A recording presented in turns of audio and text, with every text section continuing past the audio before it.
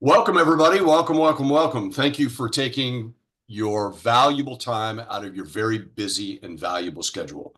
Welcome to Crypto Casey, Mr. Barsano, the man and woman of the hour, and my good friend and partner, Attila Hevesi. I'm going to give you an overview and expectation. Before I do that, I'm going to mention that we strayed from our normal format. We're going to leave our chat open. Use the chat for chat. Talk amongst yourselves. Anybody that owns the trader that wants to shout out about it, please do so for the newcomers. Excuse me. And if you have specific questions, put them into the Q&A. We're going to go through the expectations, and then we're going to transition to the Q&A session, and then it's everybody runs wild. So we're here. Take a look at the bottom of the screen, right? Disclaimer, we have to say that this webinar is for information and educational purposes only. Nothing that we share today is intended or should be construed as financial, legal, or tax advice. As we always joke, Mr. Barsano has marital advice if you want to shout your question out about that. Nor do we offer any guarantees or return of performance, but you're about to settle in and see some pretty amazing things. So it's about a 45-minute presentation, maybe 47 with me, given longer than the normal introduction. You're going to see an actual live account. Mr. Barsano is so transparent about sharing, excuse me, his performance. You're going to see a live account of an automated crypto trading platform and money management system. And literally go do your homework. It does not exist anywhere else. It has behind Mr. Barsano is 50 years of programming experience, and the system has 24, almost 25 years of clean trading data. I'll make that make sense as we go through the presentation. Excuse me, and now 4-year track record, I keep forgetting to change that, of automated crypto trading and a proven track record of triple-digit returns, and we'll make that make sense, even in an 80+% down crypto winter. It's a system that literally, and you'll hear this 1,000 times, either 100% unattended or set it and forget it. Please take that literally. And Mr. Hevesi will speak to that. It doesn't require any trading skills at all. You don't even have to know how to spell crypto, but you would if you know crypto, Casey. No learning curve. Ask yourself 3 questions.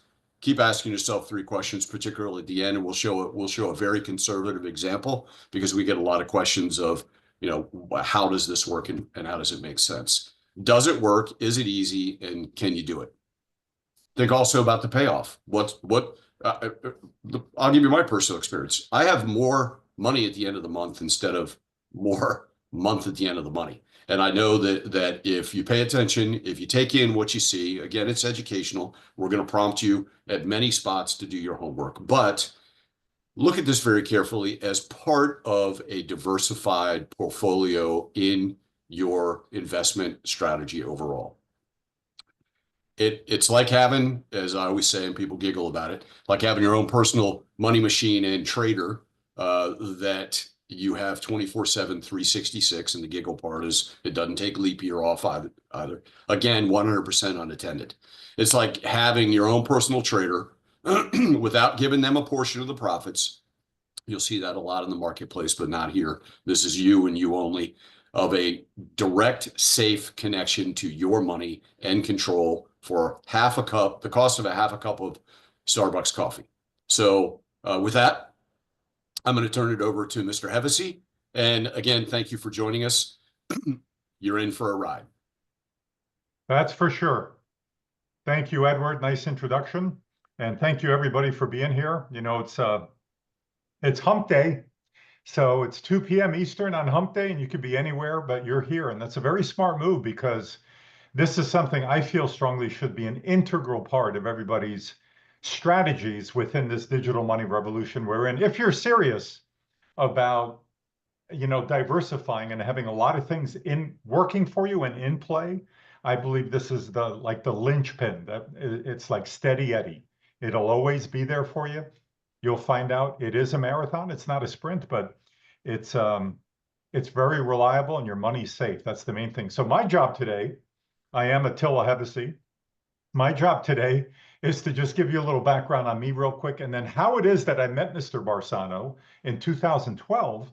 And as a result of that, we are all here today. So just to echo what Edward said, we are thankfully, and it's been such a joy, the education and support arm for Crypto Casey as it pertains to the robotic trader, GoBabyTrade. Okay, so Edward will be going out throughout this presentation. Edward will be giving out our support email that you could always utilize and email us. And then he's also going to be handing out a special link, which you don't want to lose. You want to find that in the chat, because that link contains what you need to click on if you want to take advantage of the special pricing, $1,000 off the 3-year license that was granted to all of Crypto Casey subscribers by Mr. Barsano. So that's pretty cool. So anyway, my background is all financial. I've been in the world of finance, let me call it TradFi, traditional finance, in my previous life. I don't want to bore you with the details, but I was a financial planner and I raised money for various projects. But fast forward to 2017, I found myself through an introduction in a Bitcoin mining project.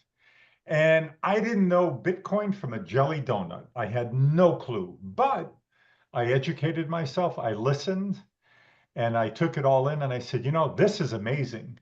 Sovereign money. I love the concept. Get rid of the middleman. Okay, why should I have to reveal to anybody in the middle if I'm sending money to Ed or Edward or Casey or any of you on this Zoom? It's nobody's business. It's between you and I. So I caught the fever. But that project didn't really last long term, but I had already caught the fever, and then life got in the way for me. So let's fast forward to September 2020.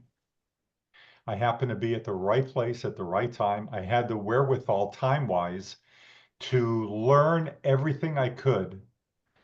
In about a year's time, all I did was watch influencers and listen to podcasters and YouTubers, and I did a lot of reading, a lot of research.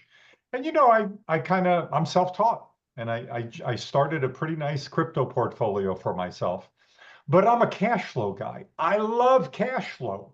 When I was growing up, everybody said, "Hey, cash is king. Cash is king." My parents said it. My parents' friends said it. But I do believe wholeheartedly that has transformed and changed into cash is king is kind of out the window. It's now cash flow is king, because if you have enough cash flow, let's face it, it's a good month. If you don't have enough cash flow, it's a rough month. And I've been there, believe me. So I know what it's like. It sucks. So I made a conscious effort, because of the fact that I totally missed the internet revolution. And I know there was a lot of people that made a lot of money in that revolution. I promised myself, there is no way I'm going to miss this one, because it's real. The train has left the station. Even September 2020, when I started, the train had already left the station. I saw the signs. I knew I had to be patient. I knew I was a guinea pig. I knew I would lose some money, but there was no way I wasn't going to attack this head on. And it's the best financial move of my life, because I've not only have I never been bored 1 minute of 1 hour of any day since then, because it's an amazingly interesting space, but it's also the future, and it's also very lucrative. And it's been great. So the bottom line is, how is it that we are all here today? Well, a friend of mine in 2012 introduced me to our special guest, Ed Barsano. And I discovered that this gentleman, after leaving the Navy, he was in the Navy for quite a few years, and that's where he learned how to program. He got a job eventually. He was one of the first 300 people to get hired by Microsoft Corporation. Folks, this is in the mid-'80s. What was happening to Microsoft in the mid-'80s? Growth like this. I mean, they were exploding. And he was one of their top guys. I mean, he was a rock star there for 9 years. No, he says that. He retired. He doesn't like it when I say that, but he was. He's very humble. Well, And people in Microsoft would argue that one. We fought a lot. yeah, and you won most of the time. But anyway, what happened was, after he retired very comfortably at the age of 39, Unfortunately, in the year 2000, 5 years later after his retirement, he got his butt kicked pretty bad in the stock market. He lost a large part of his wealth. And he said the following thing. He said, they picked on the wrong guy because he was bored and he had the programming knowledge to level the playing field. Remember that statement, level the playing field. So what did he do? Well, he's from humble beginnings. He's for the common man. So for the common everyday Tom, Dick, and Harry, Sally, and Susie, he developed the world's first and only fully robotic autonomous stock market trader. So this thing was a little bit tedious and monotonous to a little cumbersome is my favorite word to download. It took back then, it took 60 to 90 minutes to download and get it set up. But once it did, it turned itself on at 9:30 in the morning on Monday morning, right before the stock market opened. It traded for you all day long, taking profits when it could, buying more when the stock went lower in price when it could. And then at 4 p.m., when the market closed, it shut itself off. And it did this 100% unattended. Well, what do I mean? What does that mean? That means you could be on an airplane flying from San Diego to New York City, 32,000 feet up, and this trader, if you had it, if you owned the license, was making money for you while you're 32,000 feet up. Not bad. Let me tell you, it's pretty amazing now. In 2000, 25 years ago, it was truly like people were like, this is the most amazing thing I've ever seen. So I was introduced to Ed in 2012. I bought the trader. It worked amazingly for me.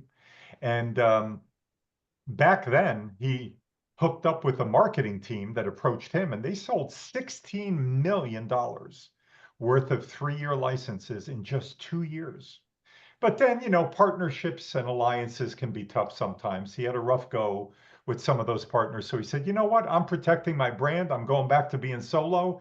And then in 2019, he sold out to a hedge fund that had previously purchased many, many licenses from him. Now, this is where the interesting part of the story comes in because it takes a twist.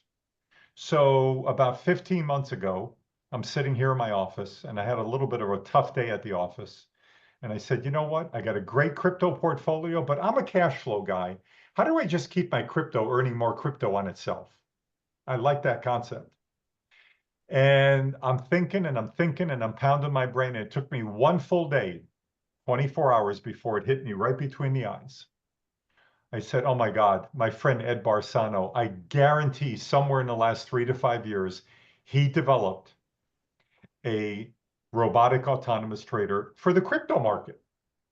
So I tracked him down. I still had his number in my cell phone, thankfully. And we spoke for 3 hours, and he did confirm my hunch. He said, Attila, I launched, and I started from scratch. I launched the crypto robotic autonomous trader with AI in April of 2021. And he said, it's light years ahead of where the stock trader was, or what the stock trader did.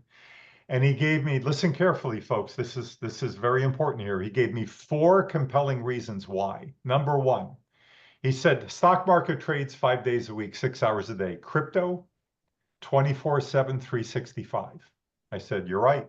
Number 2, he said, Attila, you need volatility, whether you're trading Forex, stocks, precious metals, crypto. You got to have a lot of volatility. We call it wiggles. You got to have that wiggle up and down, nonstop wiggling. He said, there's no asset class with more volatility than crypto. I said, absolutely not. You're right. The third thing he said was, which really knocked me on the floor, he said, Attila, guess what? It's not downloadable software anymore.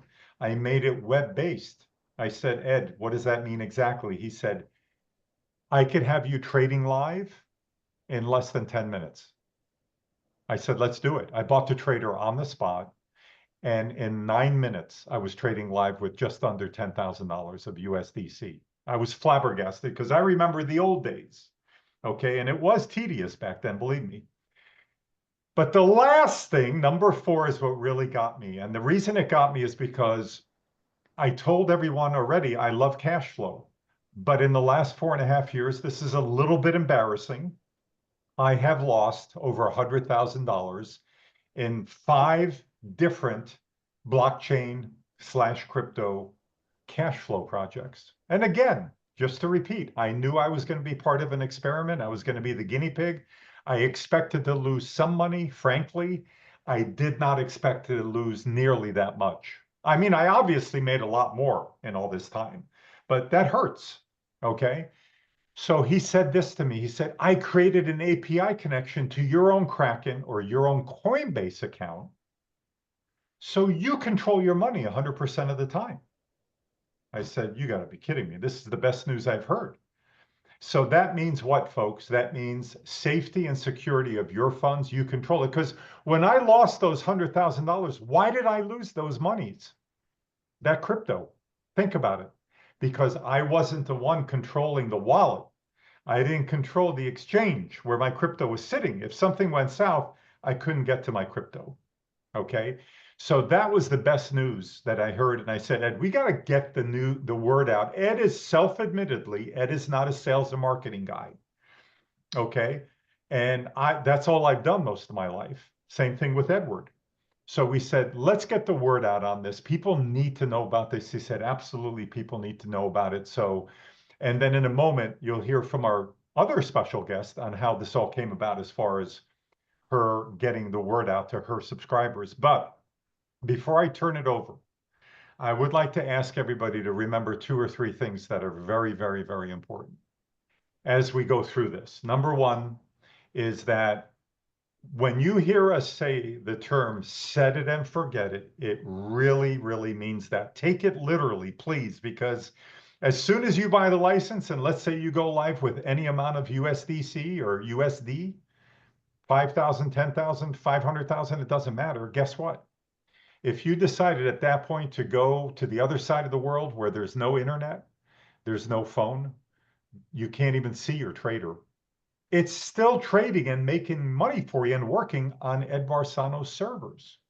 You literally do not have to interact with this software at all to make it work for you. It's amazing. It's the only thing out there that's truly set it and forget it. The second thing is just think about what this man has generated for us and created. It's pretty remarkable. He's leveled the playing field whereby without anybody being an accredited investor, without anybody being knowledgeable at all about trading, without anybody knowing anything about crypto or blockchain, you hardly have to know anything about computers, frankly.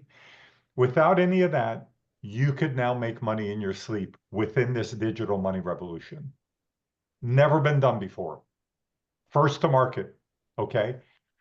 The last thing I'll say before I turn it over is we have a problem in this country, and it's actually a worldwide problem, and it's everybody's problem. You could only work so hard. So if you're relying on TradFi, which is traditional finance, you know, good luck, because that's almost like a dinosaur already. With this digital money revolution, TradFi is truly becoming a dinosaur. It's almost like a bad joke.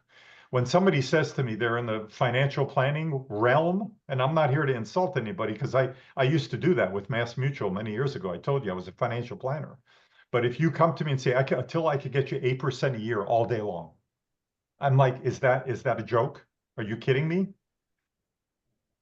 I mean, being in blockchain and crypto and AI and NFTs and all DeFi, decentralized finance, people can get 500% a year in decentralized finance. Obviously, it's more risky and you got to know what you're doing, but it's possible. So what I'm getting at is this. Our money's unemployed. You make your money, we make our money. It's unemployed. What does that mean? It's not making money on itself. You could only work so hard. Warren Buffett said it best. If you're not making money while you sleep, you're going to work till you die. So what's your job? Our duty is to give our money a job. What is the job of our money that we're giving to our money? Multiply yourself, multiply itself, make money for you while you sleep. And my educated opinion is there's no better way for anybody here today to do that than with this robotic trader. So you'll hear about it. Ed Barsano, as I say every week, thank you so much for being here. What an intro. I don't believe that. Well, listen, Can't wait to hear Crypto Casey's intro. You must have something really planned. Well, Well, I bowed down to Crypto Casey anyway, I and know. in transition between, and I'm sorry, Ed, I pulled a funny. I changed your name too, because No, I saw it. Ed I was Steady thinking, Eddie Barsano. So it's better than easy, Ed. true, true, or Fast Eddie. That's me. so anyway, yeah. let me just do this, Edward. I want to make sure we get to our speakers ASAP. But Ed, you've met your match today. We've got a special guest, Crypto Casey's here. I'll be honest, I am blown away that she's even on the show here. I so much appreciate it. I'm gonna leave. I'm just gonna leave now. No, please don't go. We're not honored with her presence that often. So this is like the second time in 8 months, but I want to turn it over now to Casey. And Casey, obviously, welcome. Thank you for being here and coming on. It's everybody's Definitely. pleasure to What a see you. delight. But you've got your own story on how this all came about. And you, in the beginning, when we met, you said, I've got a certain set of questions and this is when you already had purchased the trader and were using it yourself. You said to Edward and I've got a set of questions I want to ask Ed. There's some things I just need to know about before I laid this out to the people that have been watching me for a while. So you want to just tell a little story of how it all came about and then ask those, maybe you could tell everybody what those questions were. Yeah, absolutely. So I think it was January or February of last year. So 2024. A friend of mine was at an event that had nothing to do with crypto or blockchain and met Edward. And so they were talking about their background, and Edward mentioned that he was in blockchain. And my friend's like, hey, do you know Crypto Casey? He's like, yeah. And he's like, hey, you should link up. So my friend's like, hey, this guy Edward wants to meet up with you. He has like something that he does. And this happens all the time. People contact me all the time about products, services, crypto stuff. I mean, that's just kind of the thing. So I'm like, all right, meet up with him. I meet Attila. Attila's also at the meeting, and they give me this spiel about a robotic crypto trader. And I'm like, scam, whatever. But part of my job is I try all products and services just to feel some stuff out and figure out if something is useful for us or would benefit, all of us, or if it's actually a scam. So I didn't make a video until August. So I tested it. I bought it myself. I bought it for the $4,500. Like, I didn't even tell them. Like, I think they wanted me to use their link, which they were kind of like, oh no, you should use my link. But I just bought it straight out. Just imagine if I was just a brand new person that just got exposed to it. I wanted to get the whole situation. And so I used it for 8 months, and then we talked about, I feel comfortable making a video about it. And I've never gotten so many negative comments and dislikes. I knew that was coming because I always say something's too good to be true. Said forget it. I don't like any of those words. I still don't like to use those words. But now I've been using it for over almost a year and a half now, and it's very interesting. And I felt comfortable telling everybody about it. And I did have a lot of questions for Ed Barsano whenever I did get to have a meeting with him. So I guess we can go over those now. Yeah. I mean, they were great questions. So if you remember what they were, just I have them written down because I'm scared. Casey, have you come to any conclusions about your investment? Yeah, it's been more interesting than trying to buy stuff low and sell high, which I do tell on my videos. This cycle has been really strange. The last 3 cycles I was in, it was like, all right, we bought some stuff, it went up, and then cool, sell. This one's like really strange. So this has been the most compelling thing. Mm-hmm. Yeah, that's my personal experience. Yeah, well, and the reason for that is because it doesn't matter really with the robotic trader. It doesn't matter if it's an up market or a down market. You win. Yeah. And as long as there's volatility. Right.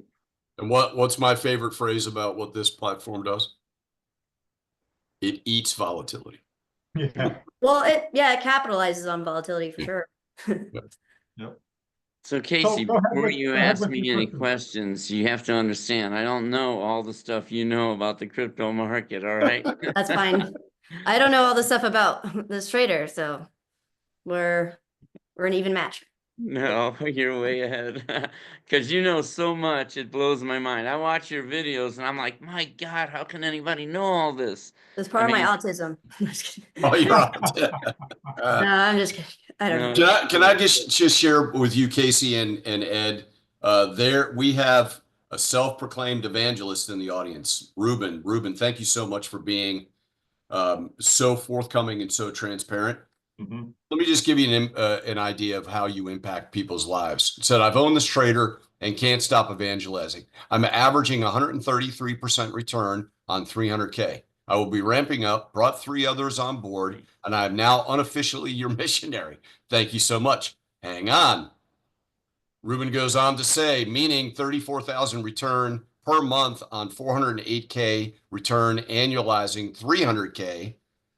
Just to be sure, that's 133K is not to be confused with 33K. Here's the punchline. I think those are percentages. Yeah, but 133%. Sorry. Here's the punchline, and I forgot you can see this, Casey. Yeah. Casey, you are the one that converted me. So hopefully for the best. We're all out here in the desert and manifest destiny. We don't know what's out there, but here we are. Okay, Case. Yes, your show. Okay, so the first question I asked him is this product open source? To which he replied, No. No way. Which I kind of don't like, but you wouldn't. He rationalized it, and so take it away. So I rationalized that it's not open source. Why is it not? I'm telling you, it's millions of lines of code and 25 years of development. And to be honest, you know, call it a hack if you will. As I learn more, the trader gets smarter.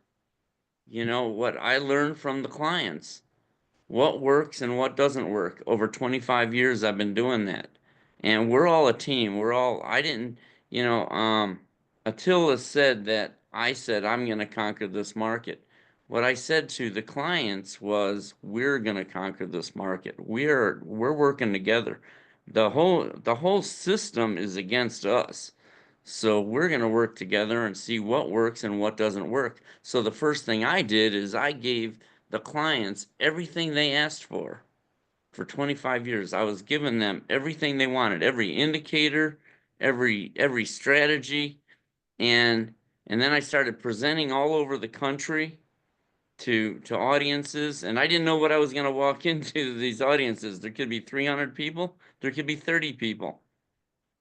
And I discovered that everything they were doing didn't work. None of it worked. The only thing that worked was, let's chase money. So I'm going to give it back to you now. So what I discovered was, let's get rid of the stuff that doesn't work and let's just do the stuff that does work. And then we realized that's all we have to do is just chase money. Follow the money. Wherever that price goes, here's my prop, my smart water prop.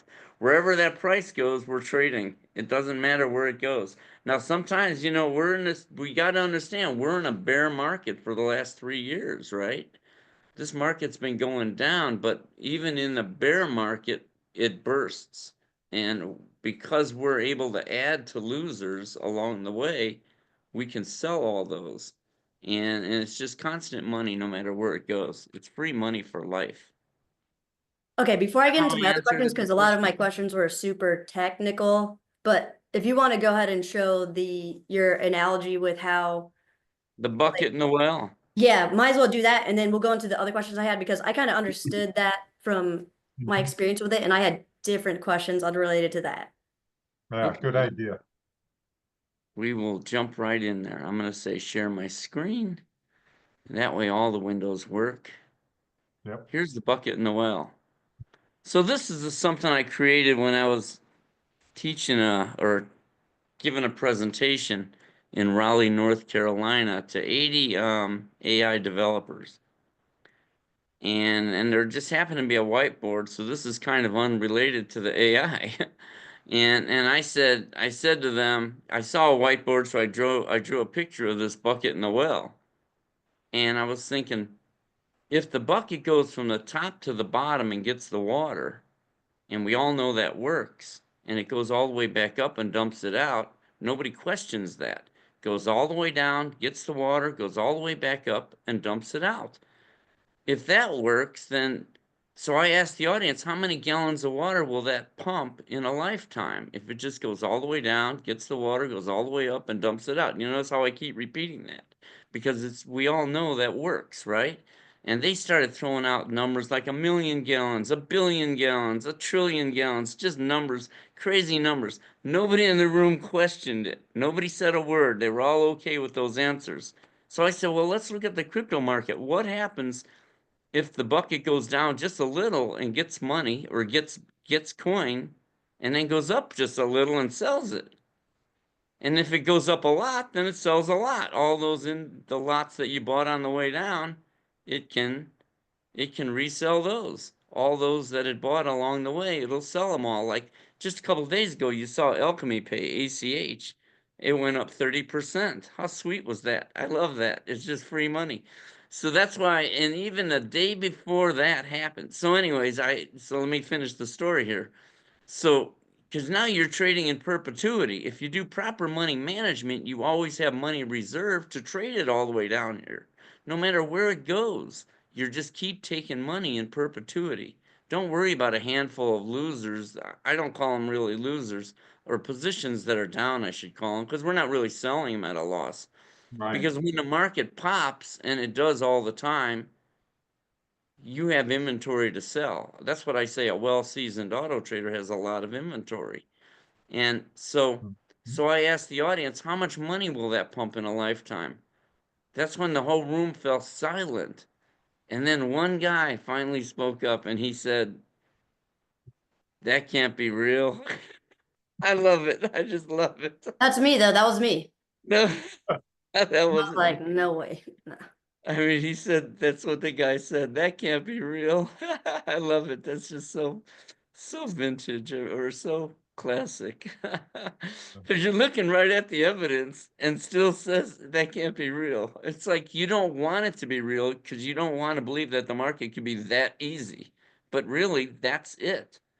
And so that's you just trade forever. And you want to think that the market's more complicated than that. But in reality, it's not. But you just have to do proper money management so that you have money when it goes down. I get questions in email every single day, and this is not a lie. When I say every day, I'm talking about every day, sometimes 3 times in a day. People ask, how do I make my trader put more money in on each trade? And that's hard for me to answer to them because if you put more money in up here, then do you want to be a buy and holder? I mean, you can put all your money in up here at the top, but then when it goes down, you don't have any money to trade with. So, I mean, if you want to be aggressive, then you start saying, well, I don't want to have to be able to trade it all the way to the bottom. Okay, well, I say 60% is that trading window to go down, to allow it to go down 60%. That means put all my money in if it drops 60%. So now you'll get more per trade if that happens because you have extra money because you don't have to worry about reserving money the last 40% from 61% to 100%. You'll run out of money if it drops 60%. But that happens in the market, in the crypto market, a lot. And then they say, well, can I go lower? And I'm like, no. Then you're starting to enter gambling territory. I mean, if you say, all right, I want to put all my money in within a 10% drop. Okay, fine. Then you're a buy and holder if the coin drops 20%. And then you're waiting until it goes back up. And can you imagine if you were trading Alchemy Pay 3 years ago, it was at 12 cents. Now it's at 2 cents. So you'd be sitting there, the coin's all the way down here, but you ran out of money as a buy and holder all the way at the top. So I say buy and hold is dead, absolutely dead. So I would, I mean, I don't even know what you'd be doing, jumping out of a window by now. I don't know. What do you do if all your money's tied up at the top and coins and if A Alchemy lot Pay, of people are in that situation and get into that situation. I feel bad for them because Alchemy Pay may take years to go back up to 12 cents. But if you take a quick glance at my trader, during that 3 years, I've taken $318,000 off the table for ACH. So while it was down, I mean, that first year, yeah, we were down. It went down fast before the auto trader could take enough profits. But after about a year, all of a sudden, the closed positions started to overtake the open positions. And then after that, it was just no looking back because then every time you get a big move from Alchemy Pay, all these wiggles for 3 years, even the wiggles down here, way down when you think this is awful. I mean, a day before the, just like 4 days ago, before ACH went up, made that big jump right there, that 30% or the 30% move. Somebody called me and said, the market's been going down. Should I stop trading? Should I stop the trader from trading for a few days? And I'm like, no, don't stop It the collects trader. inventory. I said the biggest money you're gonna make is the inventory you buy at the bottom, because you're gonna sell it at a nice pop. So I told him I definitely would not stop. I tell him I'm not an investment advisor, man, but I will never tell my auto trader to stop just because the coin went down. No, it's funny. I have a quick story. I remember it wasn't last cycle. I think it was these 2 cycles ago. It was funny. I was at Eastern Standard at the time, and I was up at like 1 a.m. And I guess the Asian market started selling off a lot of stuff. And then so people in New York and all the way, like North Carolina and around that area, it was like on Reddit before everybody was on Twitter and stuff. So everybody's like, oh, I feel bad for California. So it's funny is like people start waking up through the time zones, and California was the last to know about a sell-off. And they're like, California here, we can confirm this is not a good day. And so sometimes you can see when stuff happens, but the trader will do it without you having to be awake and see stuff happen. It doesn't sleep. It doesn't care what time Oh, zone. yeah. Right. So that's what I was kind of getting at. So some people that were waking up in California, they're like, oh no, what happened? It's like, this happened like 14 hours ago, man. Whoops. Like 14 hours ago. Mm-hmm. No, that stuff happens sometimes. Yeah. But all right. Yeah, so I don't, so I'm just saying it doesn't matter where the price goes, as long as you stay near the price, the trader follows the money. It follows it wherever the price goes, we go. That way, when you get a big pop, say I'm sitting on multiple lots that are underwater, and then you get a big pop like that one right there, and you just sell a bunch of them off all at once. Thank you. I call it thanks for the free money. And I still see no flaw in this strategy at all. I can't see why it won't work forever. Well, Well, here's what's funny. So whenever I was on live for the first time, this is the second time, you kind of gave us a little bit of a secret thing that I didn't even think to ask. I didn't even know this was possible. If you want to talk about it, like somehow your software can see other buy and sell orders and kind of like react off Oh, of yeah, that before they execute. So it's like right. it sees stuff that people can't see. I don't know how that is, but very interesting. Well, I can tell you how. No, I didn't even know this before. I only knew this whenever we did live the last time, and I was like, that makes a lot of sense. I would have never even known to ask something like that, though. Well, I just fell into it. I got lucky. Yeah. When I first started automating the market, remember, I didn't know anything about the market, and I said I'm going to automate the market back in 2000. Sure. After I got hammered in that 2000 crash, I just said, hey, man, I'm retired, and I got nothing better to do. I will conquer this market. I will figure this out. Just like you, Attila, you said, you attacked cryptos. I attacked the stock market. So the first thing I said to myself is, I got to see what other people know. But I didn't have an auto trader yet, and couldn't even get high-speed internet from my house. So I figured, where am I going to get high-speed internet? So I found some prop houses, they're called, where professional traders are all sitting in there trading. Well, they got to have a high-speed internet for the data feed. So I brought my laptop in, and I plugged it in, and I said, I'm gonna trade, I asked him if I could trade here with you guys. And so I brought my laptop in, and my laptop was busy stealing data while that was going on. I figured, well, I got to trade a little bit here, otherwise they're going to kick me out. But I need my computer to suck down the data so I could play it back later while I'm programming. So I bought some Microsoft, and then I just said, how do I know when to sell this Microsoft? And you know how I am, I'm very vocal. So, I said that out loud, and some guy walked up to me and he said, that's easy. You see that guy's order right there? Sell it right under him. I'm like, you gotta be kidding me. So even though I sold my Microsoft under that guy's price, I kept watching that guy's price. Those are your limit orders that you put out there in public view. So I kept watching that guy's price sit there, and I'm like, every time it started to approach his price, his get out price where his target was, it went back down. It wouldn't go across his number.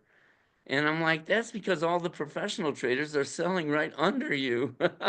You are feeding. And then I started really watching what's going on with this. And I'm like, whoa, I have to interrogate that level 2 screen. That's called a level 2 screen. I've got to write my code to interrogate that whole screen. And then I noticed other trickery going on over the years. What happens is you see the best price. This is like this 27106 here. 027106. That's called the best price. That's the best bid-ask price, the average of both. There it is.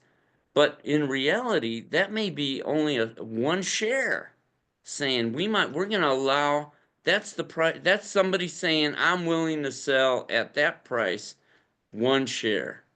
But if I want to sell 10 shares, that one share is going to vanish as soon as I sell to that guy, or as soon as somebody sells to him. Now, what's the next best price? Might be all the way up here, might be a lot higher than this. So all of a sudden you realize, like, wait, if I'm going to sell 10 shares, I've got to look at the whole level 2 screen and see what is the real price that I'm going to end up paying if I do this sell. Sometimes you'll see on the bottom of the screen, and I'm sure you've all seen it, where we want to place an order. It says order pending, and then it says order canceled. And people question, why did it cancel that? Well, that's because in order to sell all the shares you wanted to sell, in reality, you were going to pay this other price up here, not the best price, not the price you're seeing on the screen. I bet you nobody else is interrogating that level 2 screen the way we do, the way this software does. Have you ever seen that movie, The Hummingbird Project, with Jesse Eisenberg? And it's like where Wall Street's trying to get the shortest link to internet connection in order to pretty much. Oh yeah, I did. Is it kind of like that? Well, yeah, it's kind of like finding edges in the market.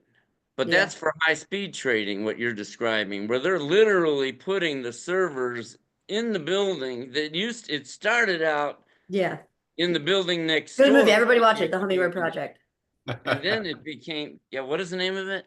The Hummingbird Project. It's a real thing, I think. You got to watch that kind of Yeah, stuff. but Because then you really see that this market is much bigger than the average guy. Everybody has an advantage. We don't. We're literally cannon fodder. It's horrible. Yeah, it is. We don't have a prayer, out there against the big boys. But I've leveled the playing field now. Now it's no more free ride for them. They think they can play games with us with all their psychological BS on TV and all their talking heads and all their market manipulation, moving the prices around. But you can't fake out an auto trader, especially in one that's just looking at the numbers, looking at the prices. And if you want me to buy more at a lower price, be my guest. I mean, I'll be happy to buy more at a lower price, lower it. If I liked it up here, I got to love it down here, right? I love Alchemy Pay at 2.7 cents, even though I started buying it at 12 cents. It's like I'm way down on some lots, but a well-seasoned auto trader, and I always say that, has a lot of losing inventory because every time that coin moves, even 10%, I've got multiple lots to sell. of ACH. Every time it goes up, just a little.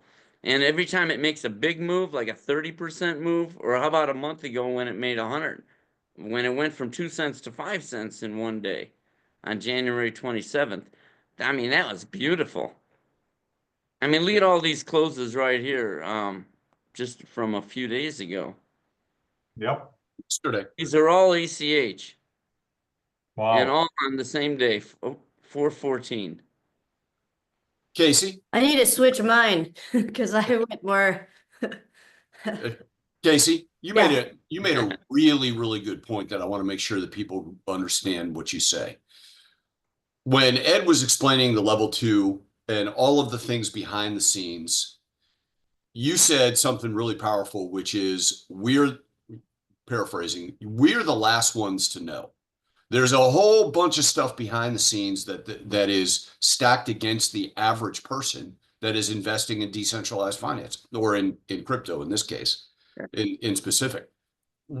What you've now realized because you've been exposed to it, what Ed realized and started programming in was that in an automated fashion, it levels the playing field. So it takes all of those behind the scenes, backroom disadvantages and puts them at a level where everybody that has this trader and deploys it as part of their strategy Sure. is no longer affected by it, negatively affected by it, I should say.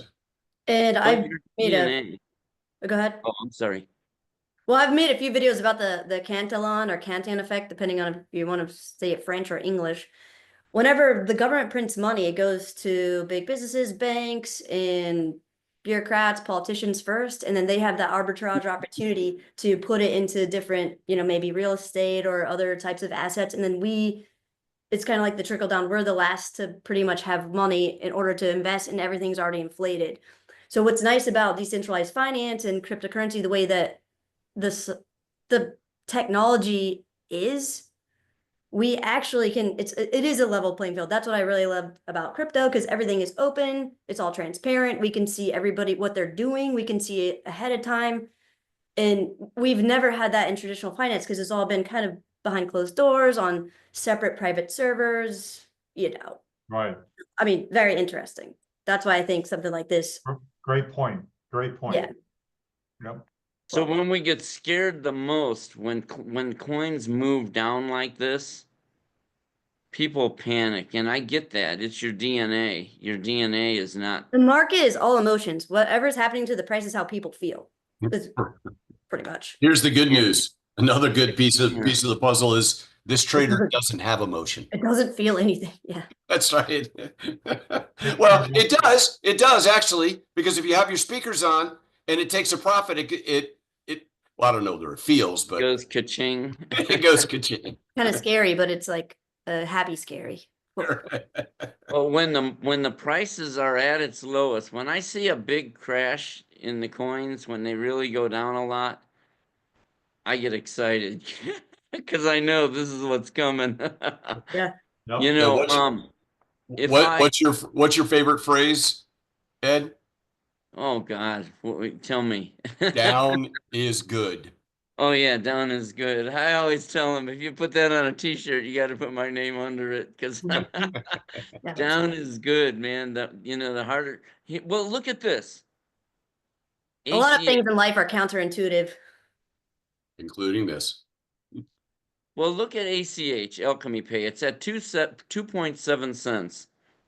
I mean, not too long ago, just when it made that big move a month ago, it was at 5 cents. So, I mean, that's almost cut in half. GRT, the graph. I wasn't looking at the price of Doge, but I remember these. GRT was at 18 cents just not too long ago. Now it's at 7 cents. Shiba Inu was at 2.2 instead of 1.1. And so what happened was when the crypto summit at the White House happened, and you got a whole room of multi-millionaires there, of crypto holders. They're sitting on millions of dollars worth of crypto.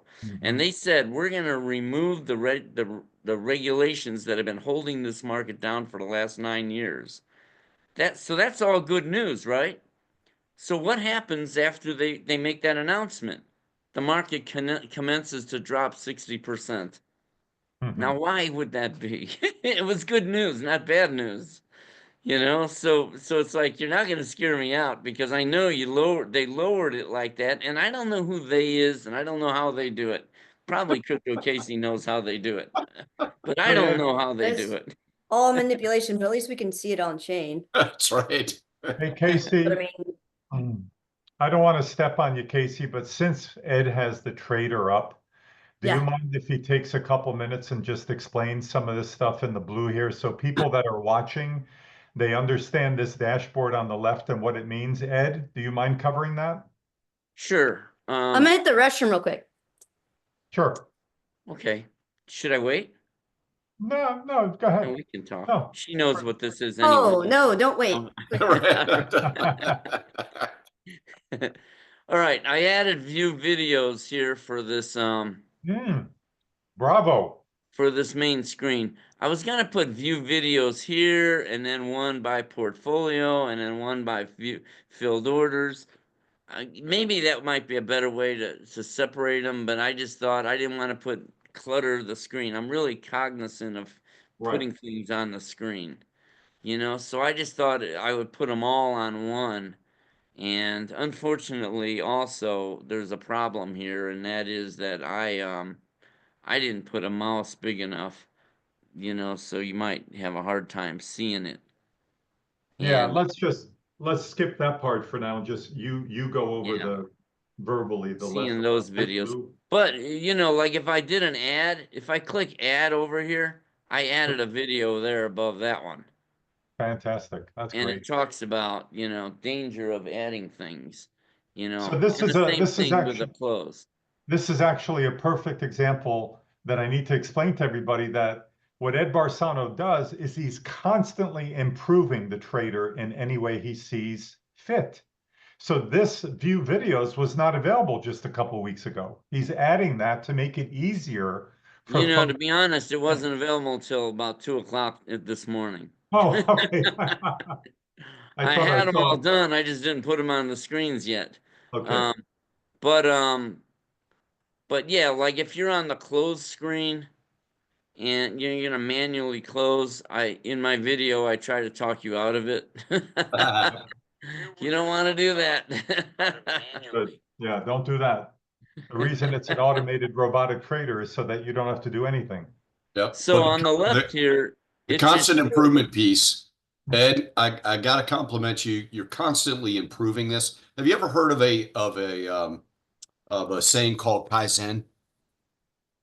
it sounds familiar. I It was probably brought knew it it was was brought to mentioned. market and popularized by Toyota, and it is a Japanese conjunction phrase called continuous improvement. That Hmm. every time we go through this, you are changing something for the better to make it better, faster, easier for everybody. Thank Yeah. you. Thank you. Well, I know because I get the emails Yeah. and you know, and when I see someone click close, you know, and manually close an entire position, I'm like, oh man, why would you do that? You know? And then I the know. coin pops the next day, and I'm like, wow, you missed a beautiful opportunity. And then so then another thing was sometimes someone doesn't want to trade a coin anymore, so I added this little button here, this toggle to stop the trader from purchasing more. You know, if Ah, you check that, then it'll automatically say, oh, he doesn't want to trade this coin anymore. If, you know, without that there, if they didn't go to the other screen, the select currencies screen, and tell it to not, I don't want to trade anymore, to allow buy, disconnect the allow buy, uncheck it. yep. If they didn't do that in the past, then the software would just buy the coin right back after you closed it. But if they Mhm. check that, the software automatically unchecks the allow buy. Nice. Cool. So, Okay. you know, little improvements, but they go a long way. Believe me, I mean that'll eliminate a lot of emails that happen, you know, that I get.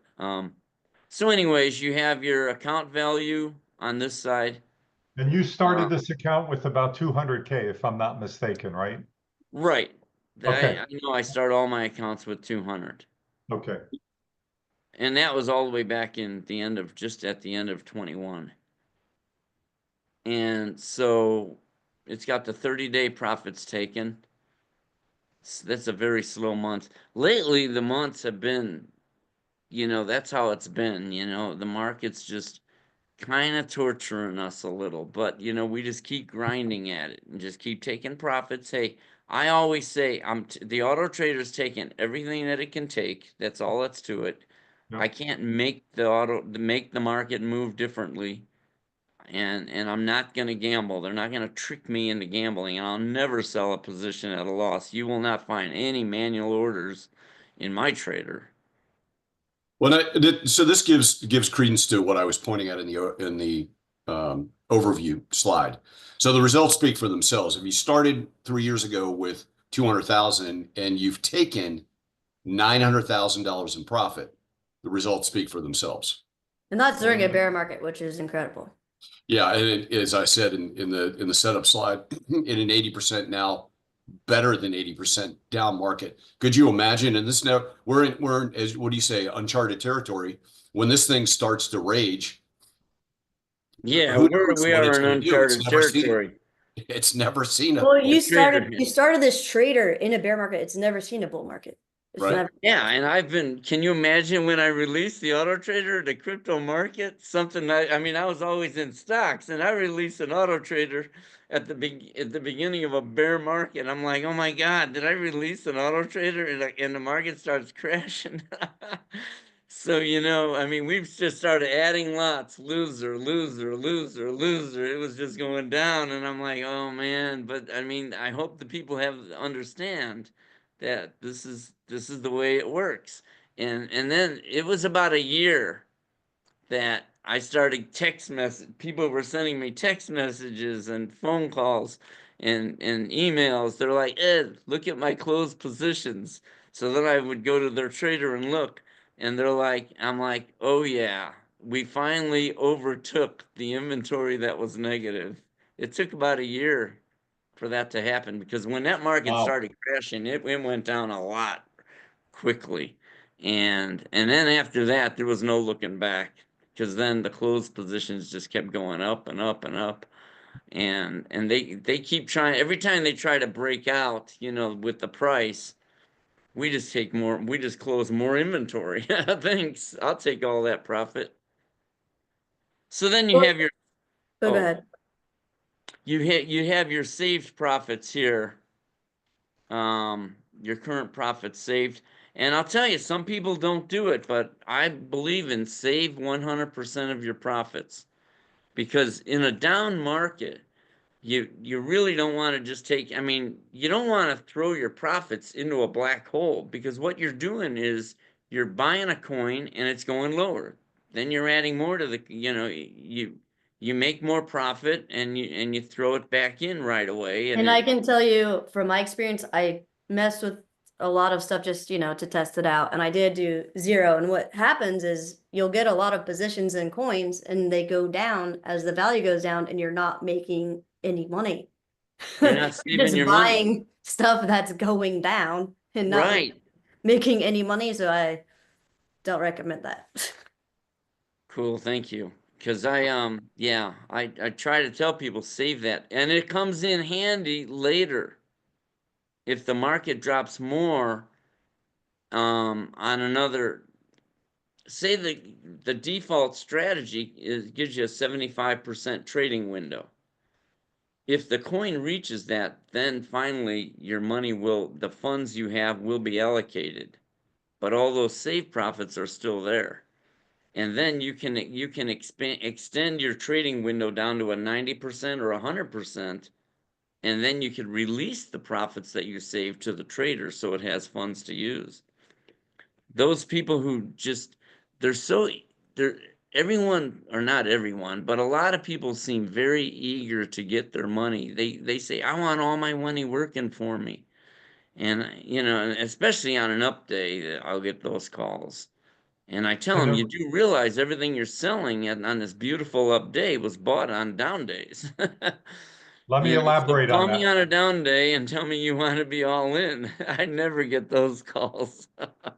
Let me elaborate on that because a lot of people don't know what the issue is there. One of the common questions we get is how come when I put in $15,000 into my USDC account on Coinbase, how come not all of that 15,000 is going into the trader? The answer was just explained by Ed Barsano. It's the money management. It's Okay. reserving your money Yes. to be able to trade. Again, there's the bucket and the well. You want to be able to trade when the prices go all the way down here. You want to Right. still be in the game, trading, buying and selling, buying and selling. The same as if you were up here, you're down here doing it. No, And you've whenever got I the first market. put in my money, it took like a month or two for it to start collecting inventory and making money. So it's a flywheel effect. So it's not like instant. But I mean, that's the way it is. You have to get inventory in order to have something to sell to make profit. Like it's not just gonna jump all in because Right. obviously there's a lot of volatility. What other Right. If you questions? were running a 7-Eleven, and I watch it all the time, by the way. If I go to stores and I'm just pushing the cart, right? That's my job. And I'm looking around, I'm looking at people, I'm just looking at everything. And it's if I'm in like an Albertsons, I'm walking past so many empty shelves, and I'm like, well, I hope they must have had some kind of special or something because these shelves are empty.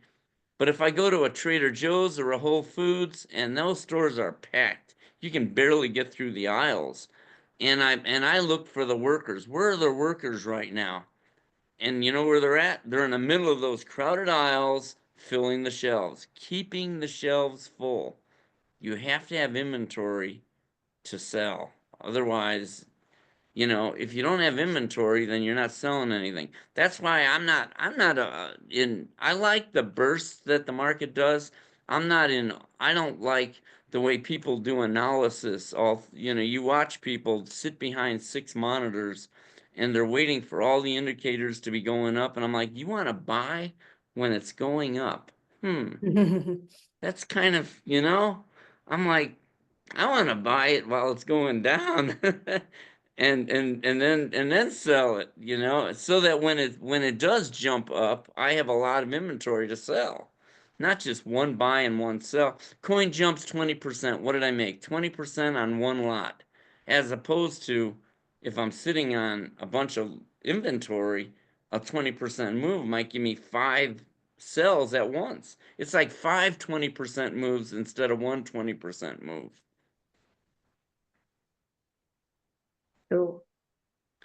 Yeah. Do you have anything more about what you're going over right now, or I can just go back into the questions I had, which were more technical before, I was My comfortable. God, technical questions from Crypto Casey. I don't know if I Oh, can no. Well, survive. you would know this because these are both things that we both know about a little bit.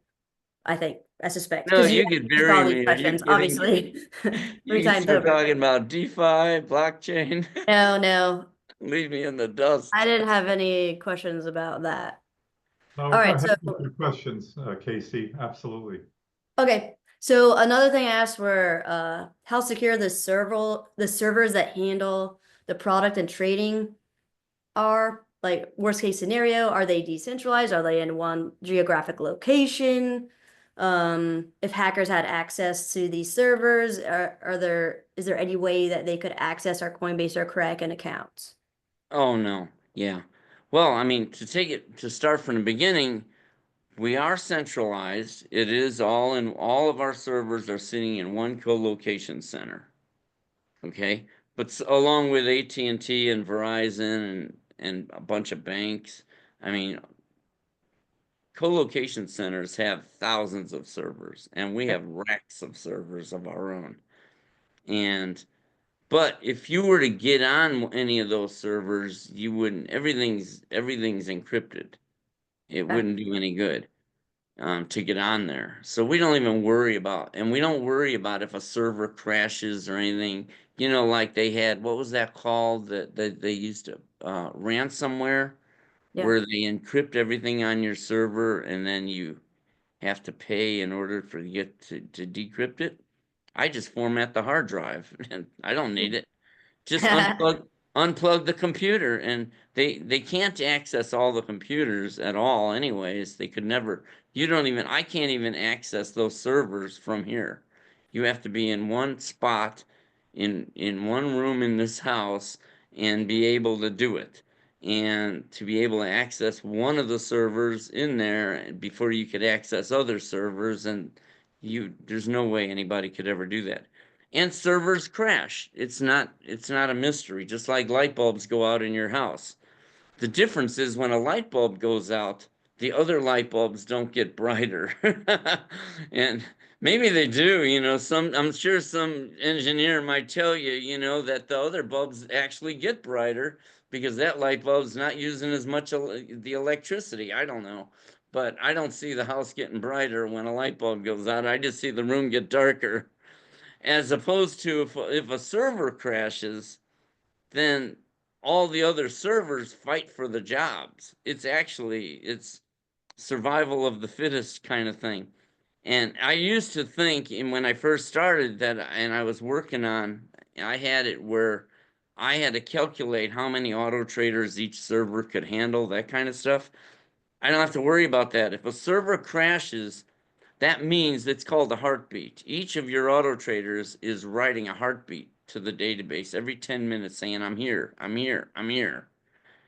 If that heartbeat doesn't occur, then your auto trader will automatically get picked up by another server to start running. So you're Well, which always, is funny because like the other question I had was, hey, are the servers backed up? How many servers can, or how many users can the server handle? Is it fairly easy to scale? Because if we were gonna, if I make a video about it and more people know about it, I wanted to make sure that I'm whatever staying ahead of technical you. situation you had, yeah. So, but hey, that I'm was the staying question I had. ahead of you. I got two more servers right here that what I do is I program the servers at home and I bring them in and I plug them in. And each server can handle, well, a lot of auto traders. Which kind of goes to my other question I had, like, has the product ever experienced downtime? Was it more like something out of your control or within your control? You know, no, not in the crypto world. I've already been way too advanced since then. I mean, there's backups I don't know what the schedule is, but all the servers are backed up constantly. Except the servers, of course, that are running the auto traders, they don't really have to be backed up because it's the programs that need to be backed up. But the database is backed up, every half hour, full backups, not incrementals. But way back, if you want to hear a story, way back when I first started back in 2001, I had a failover cluster, these fancy failover clusters from Microsoft. Some of you may know what that is, where you got two databases and only one's running, right? And there's a wire connecting the two. And if this one goes down, this one picks up. The second one picks up, right? And so I got all this fancy backup stuff, right? Or recurring databases. The one thing I didn't plan on was the domain server backing up. I mean, going down. I'm like, the domain server is nothing but a junky server sitting in the corner. That's the server that crashed. Once that crashed, I couldn't get into email or anything. So, Yeah, it points to everything, but it is a very I critical. didn't even put a backup on the domain server. I'm like, it's nothing. It's a nothing server. How could that crash? So anyways, but we're way beyond that now. And I don't use, when I'm talking backups and everything, we do it all ourselves. We wrote it all. I wrote it all myself, everything. I don't use other packages. I don't use other security things. Like a few months ago, there was some big security company that went down and brought down everybody, the oil companies, the banks. I'm like, seriously? You guys are killing me. I didn't, and I was getting emails from people, hey, how does that affecting you? It's not affecting me at all. I'm not using their stuff at all. Everything I've written in, everything I'm doing, I've done in-house. So this kind of goes into the other question I had, which was if Coinbase or Kraken's API changed in any way that affects the trader's ability to function, is there any way that you would know ahead of time, or No, what kind of risk are we exposed to? no, we're in reality, you don't know ahead of time. You simply don't.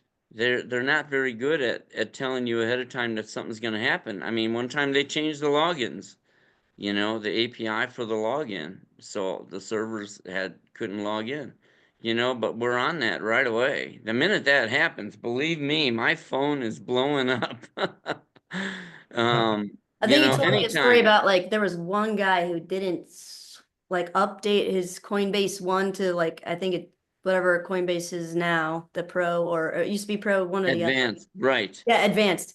And he was like the last bastion of people that didn't do it, but you were able to fix it.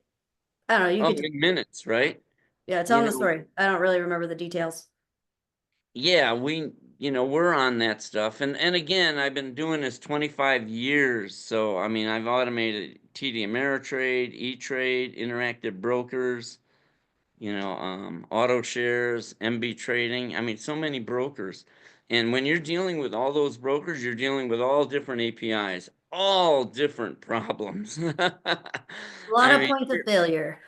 yeah, and there are a lot. And again, that's why when I think of these other bots that are out there, I hate calling my trader a bot because it's so big and there's so many programs that feed the auto trader that Not giving it justice. I can't imagine anybody else doing it. And these other bots that come out, and I'm like, there's no way they're interrogating the level 2 screen. They don't even know what a level 2 screen is, you know? And then just all the problems that they don't know, just like their AIs. If you think of their AI is, and just to educate everybody on what AI is pattern recognition. When you start talking about robots having what is it called? Consciousness or something. Self-awareness, consciousness, something. Yeah, that's all theoretical stuff. None of it, it's all not real. None of it's real. We're gonna figure out gravity. We don't even can't figure out gravity yet. I think everybody knows that, right? We have no control over gravity. We haven't defied it So, yet. yeah, what is that? We haven't defied gravity yet. We're not Right. They around can't about. figure it out. The known universe, there's so much we don't know. I mean, there's something, gravity is not, it's not some, it's not magical. There is something there. There are forces there. We just can't control them. We can't see them. We can't manage them. So, I mean, the whole universe, if you could see everything that was out there, you actually wouldn't be able to see at all because everything would be in your face, right? So it's the same thing with AI. It can't, it's it can only, it's pattern recognition. And I talk lightly about it because again, I've been doing AI since '89, so again, another lifetime. And so I know what it is and I know how it works. And it's like an eye scan, or a fingerprint scanner, it can pattern recognition. I've seen this pattern 1,000 times, or this pattern matches, that kind of stuff. It can't forecast. So when people say, look at me, I have an AI trader, I'm like, what are you talking about? You can't forecast. Your AI can't predict what a coin's going to do tomorrow. I mean, if I had that, I'd be the richest guy on the planet. If I knew what a coin was going to do a day in advance, so the AI is really good for 20 to 30 minutes out. One of the real reasons for that is you can't get enough history. Like days. If I wanted to forecast what a coin was going to do tomorrow, I would have to have 1 million pieces of data of repetition. I would have to have 1 million overnight data. And it's still speculation. But yeah, but you It's would just going need off a of lot history. You don't know of what's going to happen in the future. but I can tell what's going to happen in a 20-minute period. Sure. The AI can tell what's going to happen because it's got a lot of 20-minute periods to look at over 25 years. So this kind of gets me into a couple other questions I had whenever we first spoke. So, we'll go to this one. If there are major drops in price with high trading volume, have you had orders get blown through? I would, you know, we had that amazing day, you know, Was it with ACH or no, it was with it was ACH. yeah, yeah. When it popped, when it went from there's 2 cents to 5 cents to 5.1 cents. Yeah, was Over it Kraken that wasn't holding up well or something? Kraken is the one that couldn't hold up. And Yeah. I was amazed because you got to understand, everybody, just about every GoBabyTrade client owns ACH because that's one of my staples. These, you know, my staples are ACH, GRT, and Sheave. I've been trading those for 3 years, and nobody's ever, you can't scare me out of them no matter where they go. I don't care. And they've gone down a lot, but the profits just keep on coming. So I'll never get out of those. So almost everyone owns ACH. I mean, we literally sent tens of thousands, not we, the auto traders started submitting tens of thousands of orders to Coinbase and Kraken. And we have a lot more Coinbase clients than Kraken clients. So I thought if anybody crashed, it would be Kraken that wouldn't be able to handle the load. You mean Coinbase? Yeah. Yeah, Coinbase had more people. I thought Coinbase would crash, right? But they didn't. They sucked up those orders, man. I mean, it was just miraculous. Very scary for me because I'm like, tens of thousands of orders are going out right now, man. And you can't test for that kind of stuff. It's just sit back and pray. I mean, I was You're just waiting for trying, some emails to come through. I was worried, yeah, that I was gonna get buried in emails, but it didn't happen, you know. The Coinbase sucked up those orders beautifully. Kraken is the one that took 2 hours to fill the orders, or to tell us they filled the Were orders. they able to like maintain the price of the order, or were things They flush were. I waiting? think they were able to. Okay, so it just took some time. Yeah, but for an auto trader that's sitting there waiting for an order response, it's like, what's going on?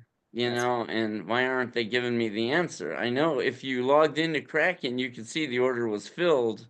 Why aren't they telling us it's filled? So, Yes. so they fell apart a little bit, but within a few hours they recovered.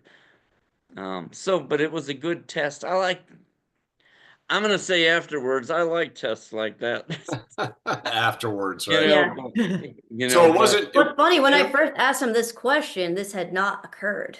That's right. It didn't really have an answer, but then something happened and now we have an So, answer. so Ed, it's not. It wasn't. It um, wasn't Kraken's inability to trade and fill the orders. It was simply their confirmation process getting Maybe yeah, back you to have the. liquidity?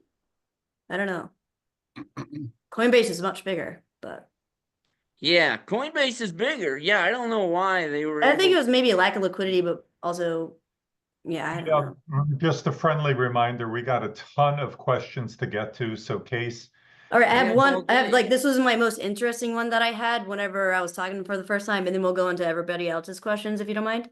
Yeah. So my question was, if a large percentage of people decided to use automatic traders like yours, let's just say a lot of people, like a significant part of the market started using something like this, would we miss out? Would arbitrage opportunities or just opportunities to take profit start to diminish, or let's just assume a lot of people just start doing this and we don't have a lot of Well, a manual. lot of people are.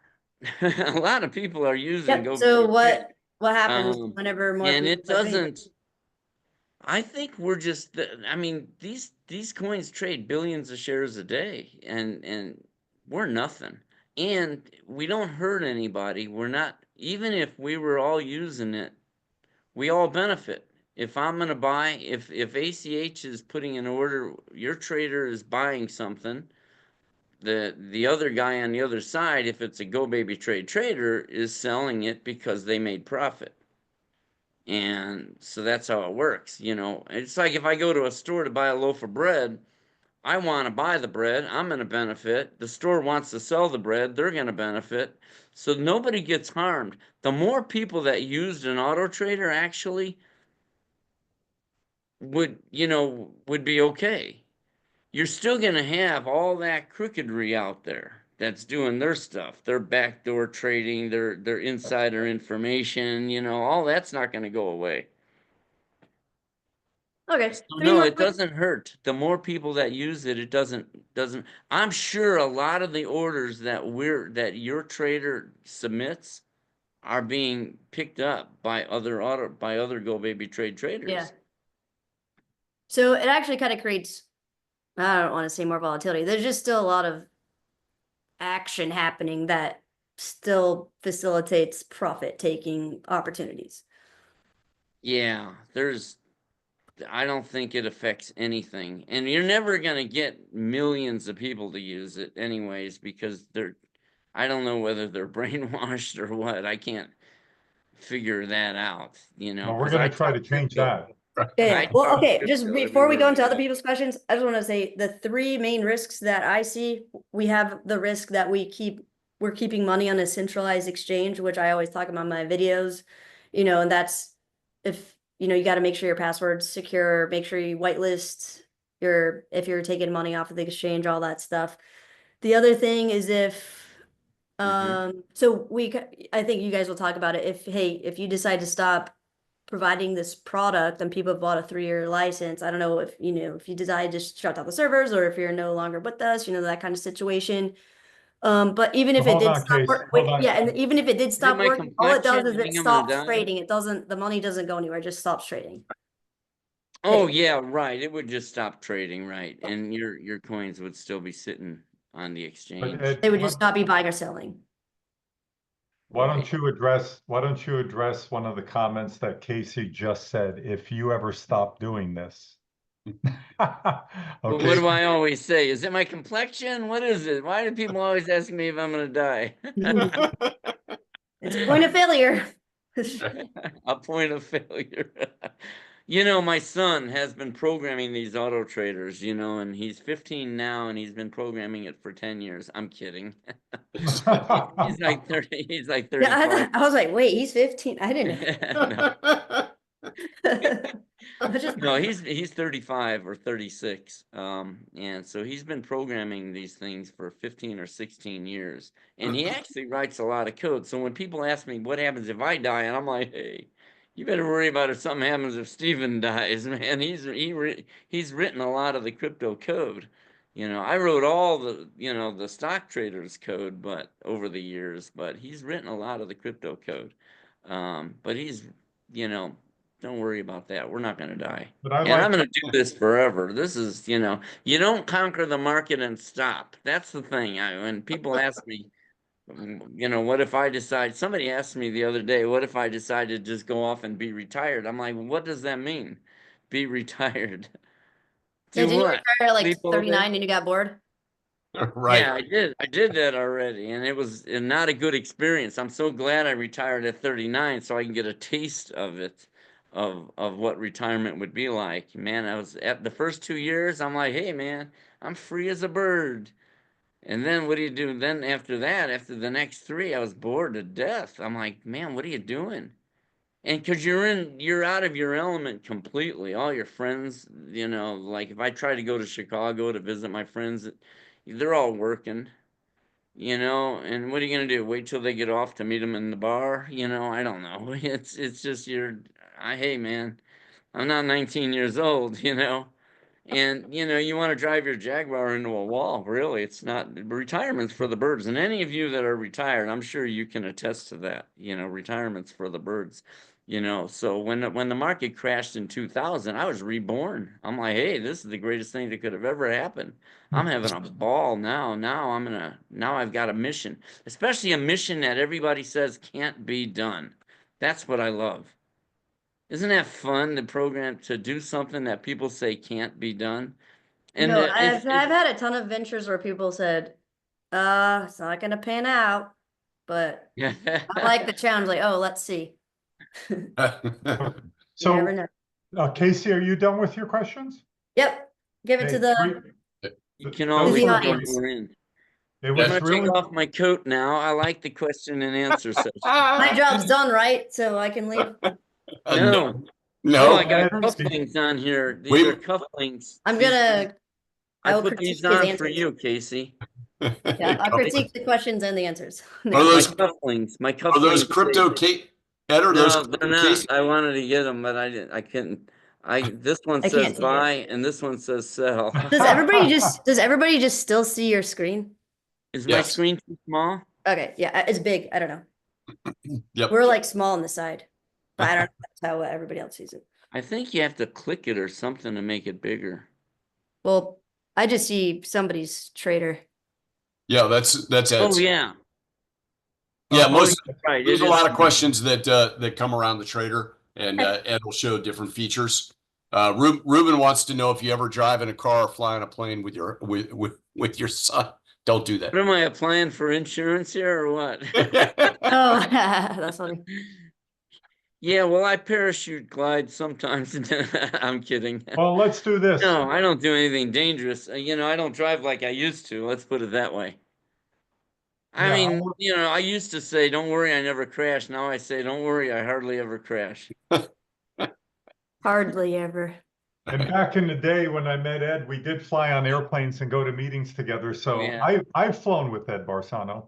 Well, Ruben's concerned of the two of them, I know, Stephen I and know. Ed, No, we don't. in the same You need to place. We actually decentralize your don't. transportation, I've heard. That's All right. right, so folks, we could easily show you another 2 hours worth of features and benefits on what is available with the trader. But as we answer questions, a lot of times we end up on those screens anyway. So we'll stop it here and we'll go right into the Q&A right now, because for the sake of time, we don't want to make this 4 hours, obviously. But this is I do. Ed Barsano would love 4 hours. But the bottom line is, Edward, do you mind if I start in with? No, go right ahead. Okay, so in the chat, we've got some good ones, and I could probably attack most of these. If not, Ed Barsano will ask for your help. So Gregor, I believe he's from Germany, says, hey, first question, he says, is it necessary to have a separate accounts for GoBabyTrade and Kraken? Well, it's one crypto exchange per license. So in other words, you can't buy a 3-year license and trade cryptos through Coinbase and Kraken. If you want to do both, that's literally 2 licenses. Okay, so that's the answer to the first question. What are the specific roles of each entity in the trading process? Well, the trader is just a tool. The trader connects through API to your own exchange, and then that's where the trader sends the buy or the sell signals to your Kraken or to your Coinbase. So that's kind of the role of the trader. The trader doesn't keep your money. Your money sits in your own Coinbase or Kraken account. That's where everything happens. But as far as the money management and what the trader is telling your account to do, that's where the trader comes in. So that's where the directives come from. Okay, same person is asking, who technically owns my cryptocurrency investments? You own your money at the exchange level. In other words, your money never leaves Kraken or Coinbase. So again, Mr. Barsano, not Mr. Barsano, nor his GoBabyTrade trader manages your money in any way, shape, or form. Let's make that really clear. And we do not have transferability or anything like that. I mean, I have no access to your money. I can only send, I mean, when I say I mean the trader. The trader can send buy and sell orders to the exchange. That's all the auto trader can do. Correct.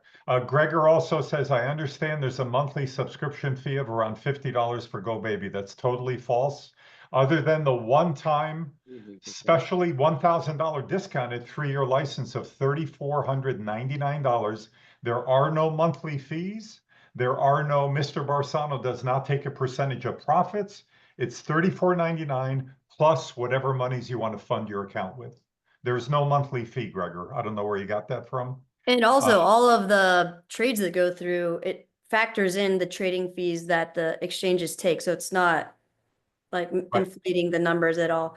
If you do get the Coinbase one, I think is it $30 a month, but then you get reduced trading fees and some other benefits as well. Yep. Yeah, Right. maybe you see Gregor's These are question. net profits. These are net profits after the fees. There you go. There. So the highlight, the ones that Ed is highlighting now on the screen share are net after fees. Now, let me say one thing that I feel very strongly about this because I'm full-time in this space, as everybody knows, almost 5 years. I have seen a lot of questions on here asking about fees. And I understand the concern, but please realize something. We're operating in a space that can make us filthy, filthy rich. Forget about the fees. I have never, for 1 second, sweated the fees in this space. Never. Because I know what the end of the picture looks like. I know the gold is at the end of which rainbow and what that rainbow looks like. Don't worry about the fees. But anyway, they're minor here. You don't have to worry about them. There are no fees from GoBabyTrade. The fees come from either Coinbase or Kraken. Okay? And let's see if Gregor has any. Gregor, man, you got a lot of questions in one massive paragraph here. There are no restrictions, Gregor, on withdrawing your monies. You're not withdrawing monies from GoBaby. You're withdrawing that from your Coinbase or Kraken. Can you unpack how the relationship between GoBaby? There is no relationship between GoBaby and Kraken. It's just that there's an API. API connection. It's an API connection. It's connected through API. As a resident of Bolivia with German and Belgian residency, are there any specific legal or regulatory considerations I should be aware of when using GoBaby? None that we know of. As long as GoBaby, I'm sorry, as long as Coinbase or Kraken can be utilized in the country you live in, you are good. And boy, those, We've got clients in a whole bunch of countries. yeah, And you could easily download all the trading stuff to give to an accountant or to deal with yourself as well with Kraken and Coinbase. Okay, here's a good question from the same person. Once I set the parameters in arbitrage, what else do I need to do? Well, first of all, the settings are preset for you based on 25 years of data. Do not touch the settings, folks. Do yourselves a favor. You don't need to touch the settings. So But you can. You can, but it's only one screen of settings, and they're not complicated at all. There it is. That's it. One screen. There they are. So the As bottom line opposed is to my old system, the original system I wrote had 10 screens of ways to blow yourself up. You know, I Gregor, got rid of all that noise and all that misinformation, all that stuff that people were taught. You know, you do realize that a lot of the people teaching courses out there don't even trade the market. They're just teaching. And, you know, I got rid of all that misinformation. Okay, perfect, Ed. Thank you for showing that screen because people do want to see at least what the settings screen looks like. But do yourselves a favor, stay away from this screen because you'll be shooting yourself in the foot. How much time this is a great question. I guess he missed the point about set it and forget it. How much time, this is a classic here. How much time per week or month should I expect to spend managing the system? 0. Oh man, that's great. Zero. That's Gregor, awesome. this is literally set it and forget it. I don't know how much clearer I could be. You don't need to look at it. You don't need to spend any time doing anything. This is a dream come true for those people that want to make money in their sleep. Okay. You know, the only time I even look at my trader for the most part is when I'm doing a Zoom webinar. I mean, and then I really don't even look at hardly anything. You know, I look over here and I look at today's profits that I took, if it took. I can see the couple positions that it bought today right here. Is that all it bought today? So this is what it looks like. No, today's the 16th. No, is today the 16th? Yes. Oh, Today's the 16th. 16. All right, so my trader After tax didn't do it. day. Oh, all right. So yeah, right. I did my taxes yesterday. Literally. Yeah, I can see that the trader didn't even do anything today at all. No buys, no sells. I'm like, I'm okay with that. I mean, what does ACH say here? If I click on the plus, I can see where it's at. Oh, it's down 3.82%. That one lot. So if it goes down just a little bit more, it's going to buy more. It's even telling me the price that it has to go down to. But you sold a whole bunch at a here. time yesterday or the day before yesterday. Day So it's got to before. go down just a little bit more before it buys. It's Right. at 268 and it's well, it's actually at 261. No, it's at 268. It's got to drop to 268 before it buys more. So it's almost going to buy more. So this is Um, a very good screen to stay on for a moment, Ed, because it shows people what the trader looks like when there's like no activity in the market. It's dead or it's sideways. Because today you've got nothing. You've got no buys, no sells. So well, SHIB is only down 0.34%, which is right, nothing. nothing. GRT is down 2.4. Doge is down 0.5%. Right. ACH is down 565. So yeah, that's the only one that's really down almost just about enough to buy more, and it might buy it while we're on here in the next 3 hours. And then yesterday is a good example of what happens when the market pulls back slightly, because two positions, it pulled back enough where it bought two positions at a lower price. That's inventory. Remember, we've been talking about that for an hour and 39 minutes, inventory. And then the 14th shows you a typical day when the market starts moving up. There's four profits over probably close to $900 right there on the 14th. 281, Right. 180, 202 at 202, 505, Right, 711. right. So And that's then a, the next morning at 5:08 in the morning, took more money. yep. And the system automatically sends you a profits report every day. The next, You just, so you, pardon me? only if there's profits taken though. Only if there's profits taken. Well, it sends you the report. If there's no trades, there's no trades. So, Okay, Edward, you yep. tackle the next Q&A question. Yep. I got a comment from John. I heard triple digit returns. Does that mean it's Ed's preset settings been averaging 100% per year ROI? Am I understanding that correct? Yes. Let me qualify. He started with $200,000 and it's made $200,000 every year, not compounded, but has returned double his money, right? You started with 200, it's at Right. Well, 900 and change. the first year, the market dropped almost 100%. Mhm. And so I didn't make, I mean, the auto trader took a lot of profits that first year, but then it So wasn't, the inventory. it's not like I was profitable the first year, I would say, only because the market just started the crypto winter.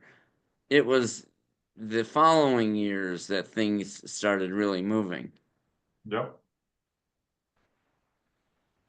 But still, you're looking at on 12/19 of 2021 is when you launch this with Right. It was radically 200K. profitable. The Yep. whole system was radically profitable, but like everybody else, I wasn't noticing really that the profits were adding up, and while the open positions were heading down. It was so I Right. wasn't really I was, like everybody else, I was concentrating on the market going down, not what I was taking, even though the software was taking profits like crazy. And that's why I'm saying that once I started getting text messages and everything from people, and they said, Ed, look at my closed positions, and we saw that this number over here, the total P&L turned blue, and it was like, whoa! After a year of red, because this number was bigger than this number for almost the whole first year, because we literally, I don't know if you guys were on board then, but the market was going straight down. And once Yeah, that I turned was, blue, yeah. even these two on the bottom, GRT and Sheep, you see these big negative numbers here, but look at these positive numbers. And these negative numbers, by the way, all these were blue. They were profitable on the right here. They were all profitable up to 6 weeks ago until that crypto summit. And then they started crashing the market big time, and they accumulated these lots here that were good. They accumulated a lot of lots, and I'm like, great, but I'm not worried in the least. You know, because we got, like I said, this number here is half of what it was 6 weeks ago. This number here is half of what it was 6 weeks ago. I'm not worried about them at all. Because we Well, But got let me still them make taking profit. we got the let me give market trapped at the bottom, man. Every time they try to wiggle to get out, we just take free money. Every time they do that, we say, gotcha. Just give me free money. I mean, look at all that free money, man. Can you imagine how beautiful that is? I yeah, don't know. It excites me. yeah, it excites all of us, but let me make a statement here because Even down here. I know these questions are going to arise. I haven't looked yet, but I'm sure they're there. How much money can I expect to make? What kind of ROI can I expect to make on the trader? Well, as per the disclosure or disclaimer, we're not financial planners. There's no guarantees. We can't give you a number.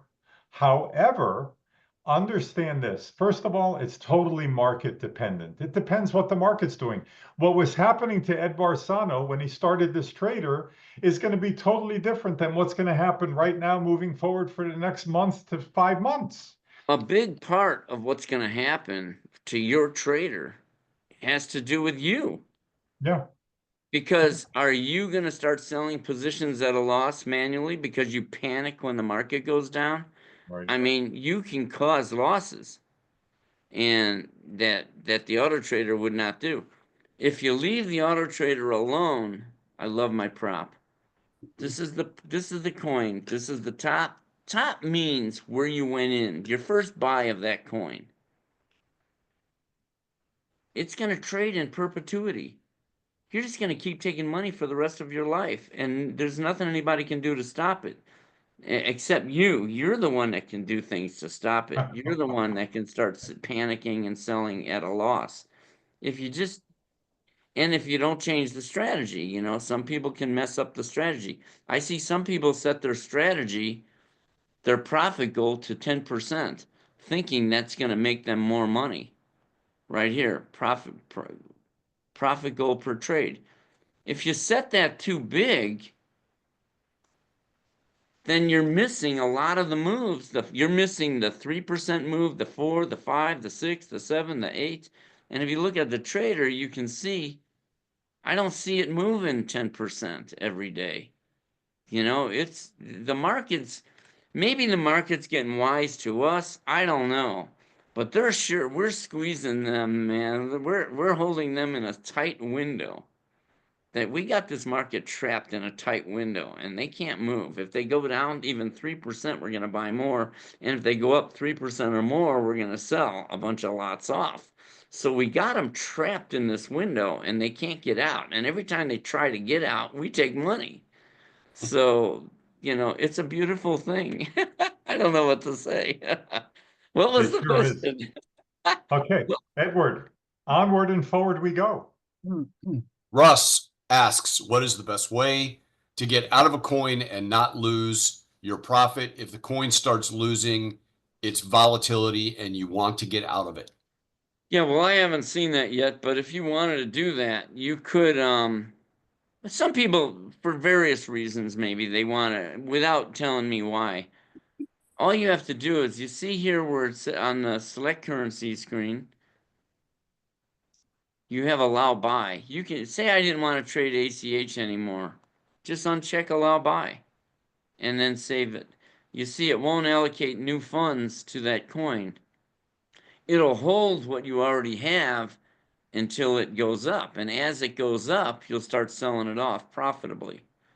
So you don't have to sell it all at a loss. You don't have to just close it outright.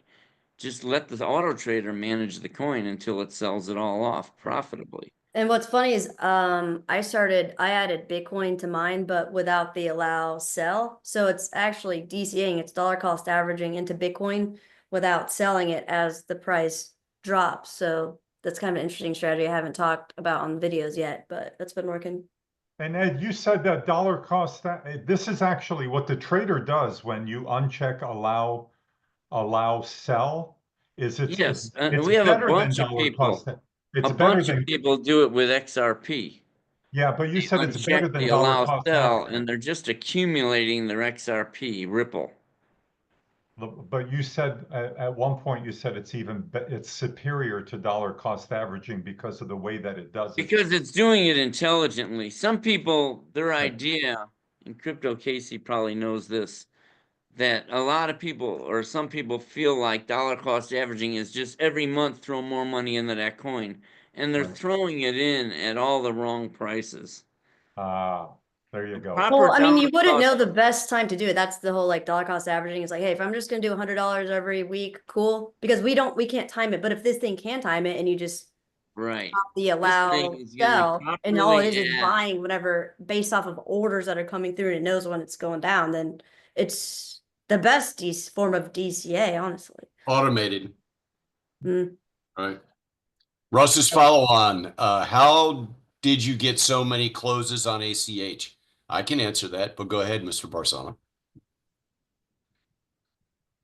It wiggled like crazy. I can even take you to the right Well, here. you've also been collecting inventory for quite some time on it, so it's got a lot to sell, particularly on a 30% move, or back in January when it had a 150% move. You sold Well, off look what it tons. did. Look what it did here on July 30th, and January. January these closes. These are all closes here, all on the same day, January 30th. There's all January 30th. and And what's 31st. nice is while it was going up, the auto trader, every time they tried to go down a little, the auto trader said, I'll buy more. And so it was buying and selling, buying and selling. But the first day that the market started really ripping on that was like January 27th. And you can see they were all just straight up, all straight Wow. sell, sell, sell.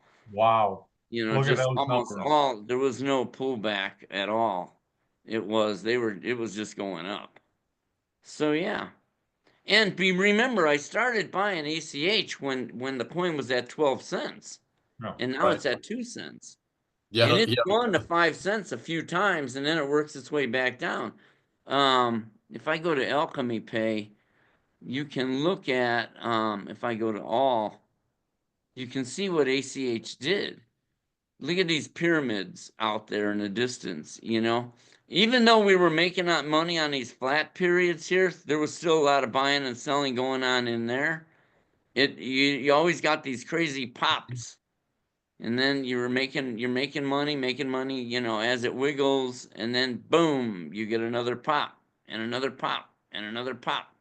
And a well-seasoned auto trader has a lot of inventory. That's the beautiful thing. So every time it did these crazy pops, we just cleaned up. It did it. The same thing happened February last year. The coin, you know, all the coins just really rocketed a year ago.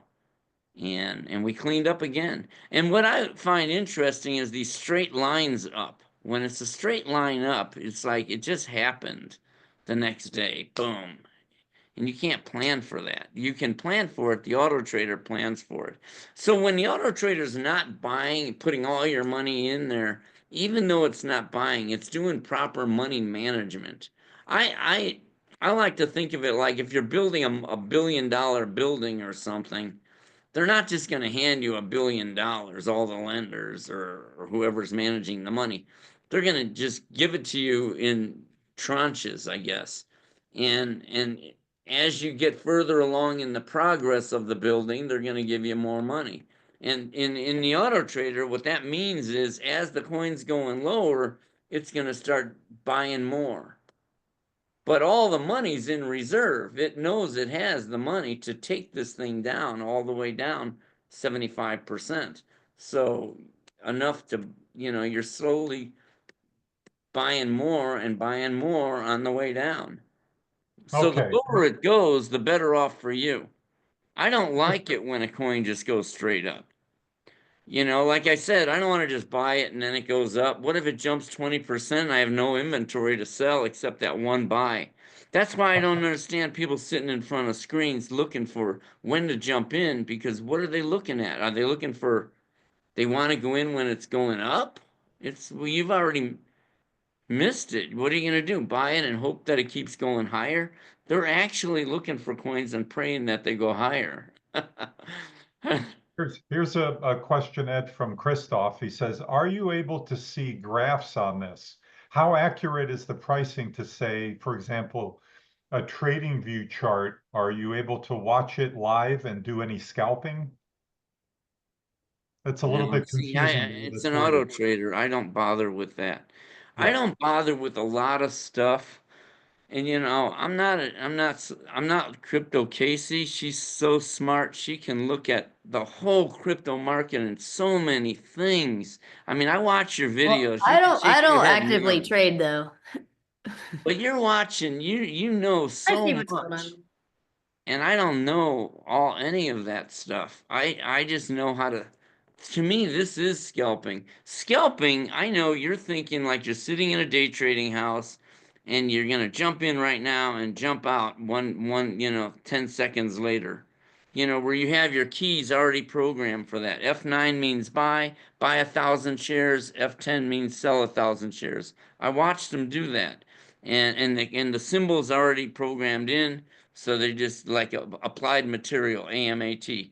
F9, buy 1,000. Now quickly sell it. That kind of stuff. I used to cater to that audience back around 2001 to 2003, where I was writing software for them. And what upset me with that audience was they wanted to make thousands of dollars a day. And I'm like, and they were margining and all that, doing all the stuff I don't like to do, margining. That's what wiped me out in the 2000 crash, is that Yeah. 2-to-1 Right. margin I had on. It's so Margins the matter. market is so manipulated as well, and even traders I know that are being completely honest with me, they'll make money, they lose money. At the end of the day, they are not really ahead. Like, and you're just having to sit there plugged in, and when you're sleeping, you're missing stuff. I mean, it's really Why stressful reinvent and the very wheel? time consuming. You're better off just getting another income source and just investing money that you do accumulate through something more productive than trying to, it literally is gambling whenever you're trading on the market, trying to predict where prices are going to go. Yep. Right. Okay. Yeah, I'm not into predicting at all. I don't need to predict. I've already proved that it doesn't matter. Scalping is instant. I want to do it now quickly. And whereas we're scalping, but we're not, there's no time frame associated with it. Like, I'll hold a loser forever. Because a loser forever means the coin is sitting at the bottom. That's all a loser can mean. And now I've got them trapped.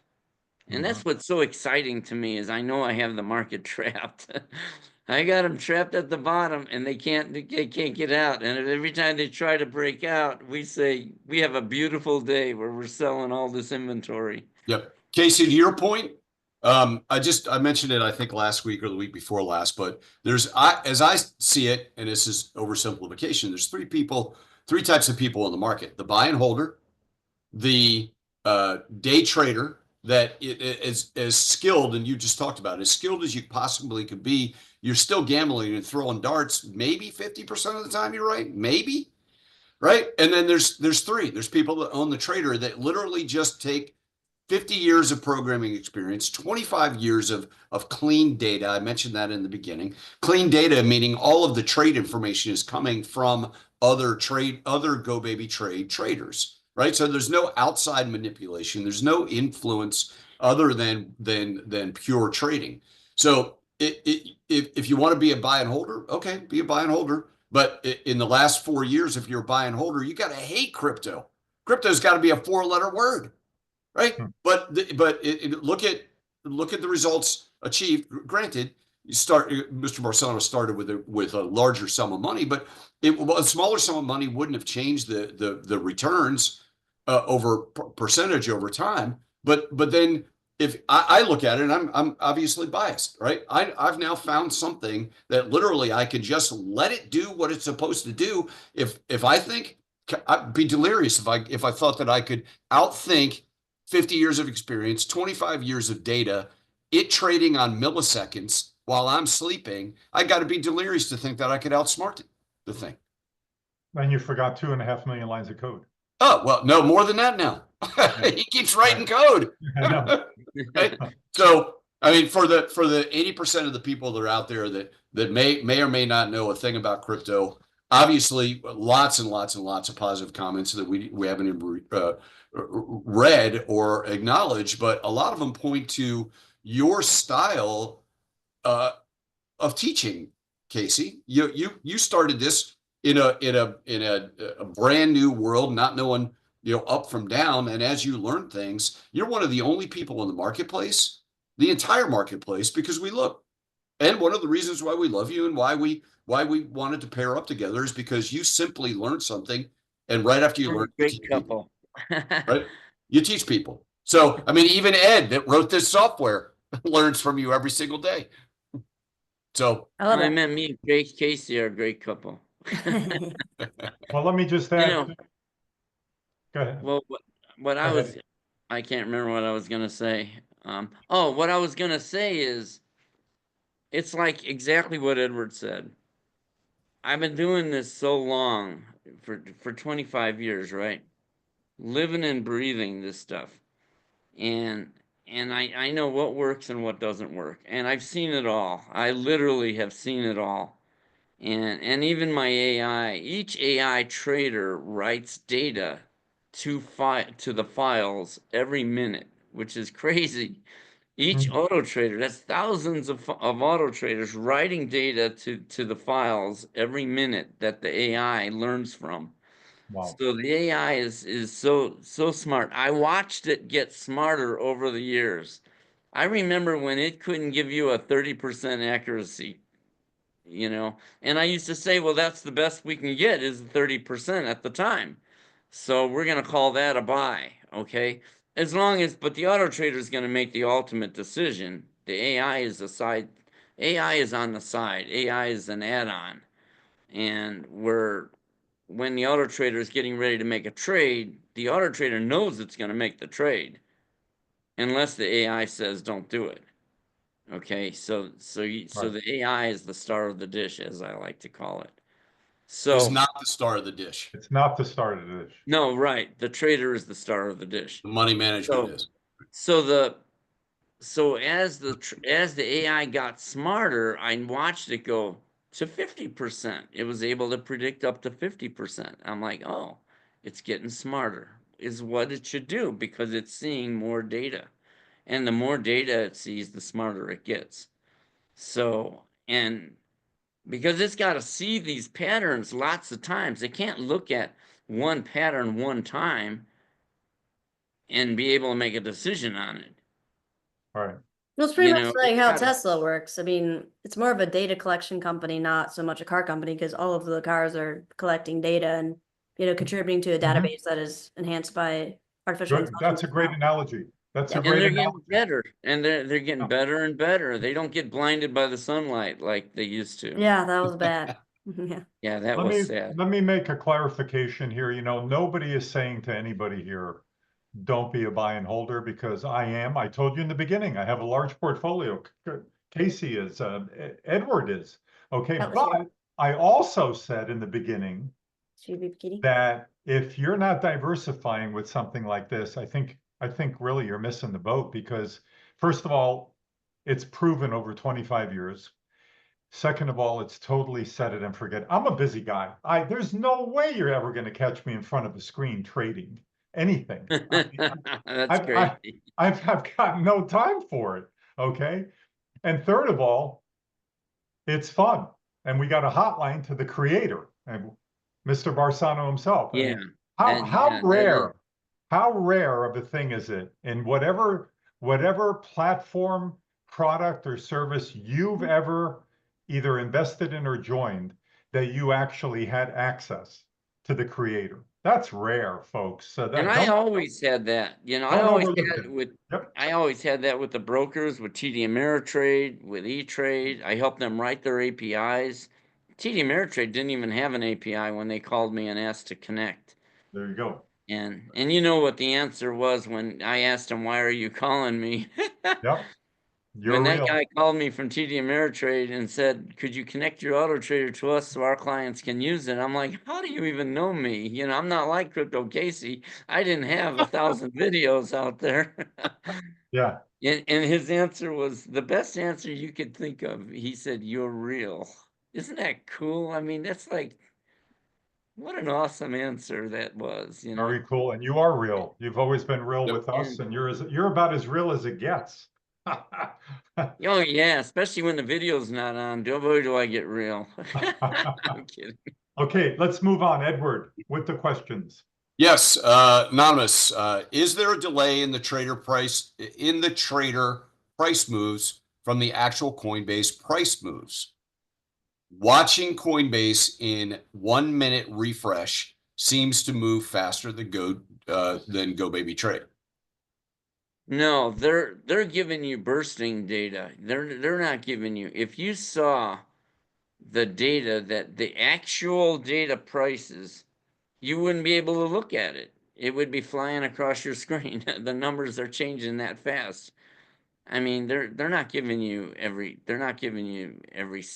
second data. I mean, there's 1,000 orders a second going on here, you know, and the data, the prices are changing constantly. What is that word? Crypto KC, what is the word for For what? they aggregate the data. Oh, sure. They're giving you, yeah, you know, blocks of prices. They're figuring that out. There's no way and you can't compare things like that because I have multiple data feeds. I don't just have Coinbase data. Um, and that's another fail safe, if you will. You know, you have to have multiple data providers, you know, and you'd be surprised how many times data feeds go down. I mean, you would really be surprised if you saw that. I mean, these data feeds, you know, every few days the data feed will just stop, you know, but you have other ones still running, you know, so You've thought of it all, and you keep thinking of more. again, over the long haul, you know, I took the hard knocks, you know, I mean, definitely took the hard hits here over the years, you know, to fix all those things. Someone asked me that once. He said, "Well, you're showing me all this good stuff. Tell me something bad." And I'm like, if I knew of anything bad, I would fix it. I can't think of anything that's bad, because it was fixed over the years. I mean, there were problems. Of course, there were problems over the years. When you're doing something for 25 years, you know you're gonna, in a new area that nobody else is doing, you're gonna run into things. Exchanges have problems, you know. Um, So Freddie's got a comment, not a question, but Freddie's got I think it's Frank, but Freddie Frank, sorry. Or if I goofed it up and it's backwards, it's like, I guess he's referring to the trader. It's like buying a computer and having the guy who wrote the ROM as a neighbor. That's awesome. Yeah. Richard says, I've been listening to your presentations for some time, and each time I gain more of an understanding. I will start GoBabyTrade when I'm able. Thank you for the presentations. They are transparent and real. By the way, Crypto Casey rocks. Thank you. I know, that's what I say. So, There you go. But you know, one thing I noticed about the clientele, all money eventually makes it to GoBabyTrade. Uh-huh. I see the people are adding money to their accounts all the time, you know, and they're either shutting down other businesses. I mean, picture if you owned a 7-Eleven. You have to rent the building or buy a building. You got all that parking, you got all that insurance to deal with. You got all those employees. Then you have to order the products. You better get the right products because you don't want stuff just sitting on the shelf that doesn't sell. Then you got to have a cashier there ringing this stuff up. And then you got thievery going on constantly, right? I mean, you know, you got all that going on. And the auto trader is it's the same as a 7-Eleven. You know, it puts product on a shelf and it sells it at a higher price. all without the headaches. Yeah, no headaches at all. You don't have any of that. You Right. know, I know an anesthesiologist, guy's a multi-millionaire, runs a couple auto traders, and he shut down his whole New York business. He sold the whole building, lock, stock, and barrel, and moved to Florida and retired. He said, Ed, you saved my retirement. You know, and I hear that a lot from people. Okay, You I've know, got a question. Ricky, sorry, go ahead. I've got a question here from Martin, and I think I know. I think I could explain. But Ed Barsano, please answer this. Why does my 30-day profit taken and my year-to-date profits taken appear in brackets? The brackets appeared after a cleanup that I did where I removed or I reduced my selected currencies or cryptos from about 8 to 4. you sold positions at a loss. That's right. That's something we just said 10 minutes ago, don't Go do. down below and look for the manual orders that you closed, and you'll see minuses. Mhm. Look, folks, the best advice I could give is when you pick your, and by the way, you don't need more than 3 to 4 coins. Mr. Barsano's trader earned $903,000 in profits with 3 to 4 coins. If you have 10 coins, it doesn't mean you're going to make more money or that the trader is going to make you more money. 3 to 4 is plenty, maybe 5 at the most. You Yep. don't And we need. did that's a good point. We didn't cover this, but would you bring up the highest trade count? Oh, wait a minute. No. We gotta let me stay on this for a minute, okay? So before you do that, Ed, I gotta make clear to everybody, in the beginning, you could hit a button that says when you first get your trader, it goes into simulation or paper trading automatically. You could click a button that says default, and it picks the 3 coins that Mr. Barsano's used for the majority of these 3 years. That's GRT, Shiba Inu, and ACH. We've talked plenty about ACH today. Or you could use coins that are on the report that Edward just wanted us to bring up. But my point of this discussion is this: pick 3 or 4 good ones and stick with them. Don't be trading in and out of coins. You're going to lose money. You're going to manually close positions. And at that point, the trader will have already established many positions. Do you really want to lose that money? You have a So, well-seasoned auto trader, and then you sell it yeah, all off at a loss. I'm like, ah. yeah, it's a simple concept, but we see too many people doing this over Do and you see over. a We lot of people? I explained don't it. see very many people doing it. Well, we explain it week after week, and for me, if one person does it, that's too many. You know what I'm Yeah. saying? So Yeah. anyway, I don't see very many people manually closing things. Very few, that's good. actually. That's good But news. it hurts, yeah, when you see it. Yeah. Don't do it again. Yeah. Yeah, Slap I on the don't head. like to, I'll Okay. never close any of these positions at a loss. No way. There's no This reason. would be They just keep pumping money out every day. I mean, if you found money on the ground, even a $20 bill, 3 days in a row, you would be walking hunched over. You know it. You know you would. And this thing just keeps taking forever. It's just, I don't know what to call it other than free money. okay. I So call the market an insult to humanity.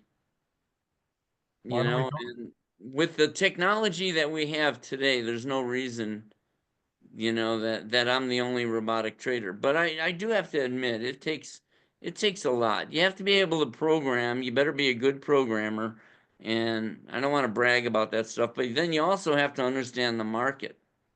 And you have to understand, like Crypto Casey was saying, there's so many levels of corruption or so many levels of advantages they have over Joe Public. All they tell us to do is buy and hold. They literally trying to tell you to buy gold and silver and throw it in a drawer. You see that on TV? I die when I watch that. And I watch it every time. I don't know why I watch the commercials all the way through because I just can't stand it. I just can't stand it. One time they put a commercial out there that said, buy a pound of silver. Did you ever see that one Mm-hmm. on TV? They say, buy a pound of silver. So I called it. I figure I got to call the number. I want to know how much this pound of silver is. I know how many ounces that is, So let's see what they have to say about how much they cost. And then as soon as I called him, he wanted to start going into some other discussion. I said, hey, I just have one simple question. How much is the pound of silver? What are you selling it for? And as soon as he said the number, I said, yeah, right, bye. Scammers. It was double the regular price of silver. I'm like, I'm never gonna get even at that rate.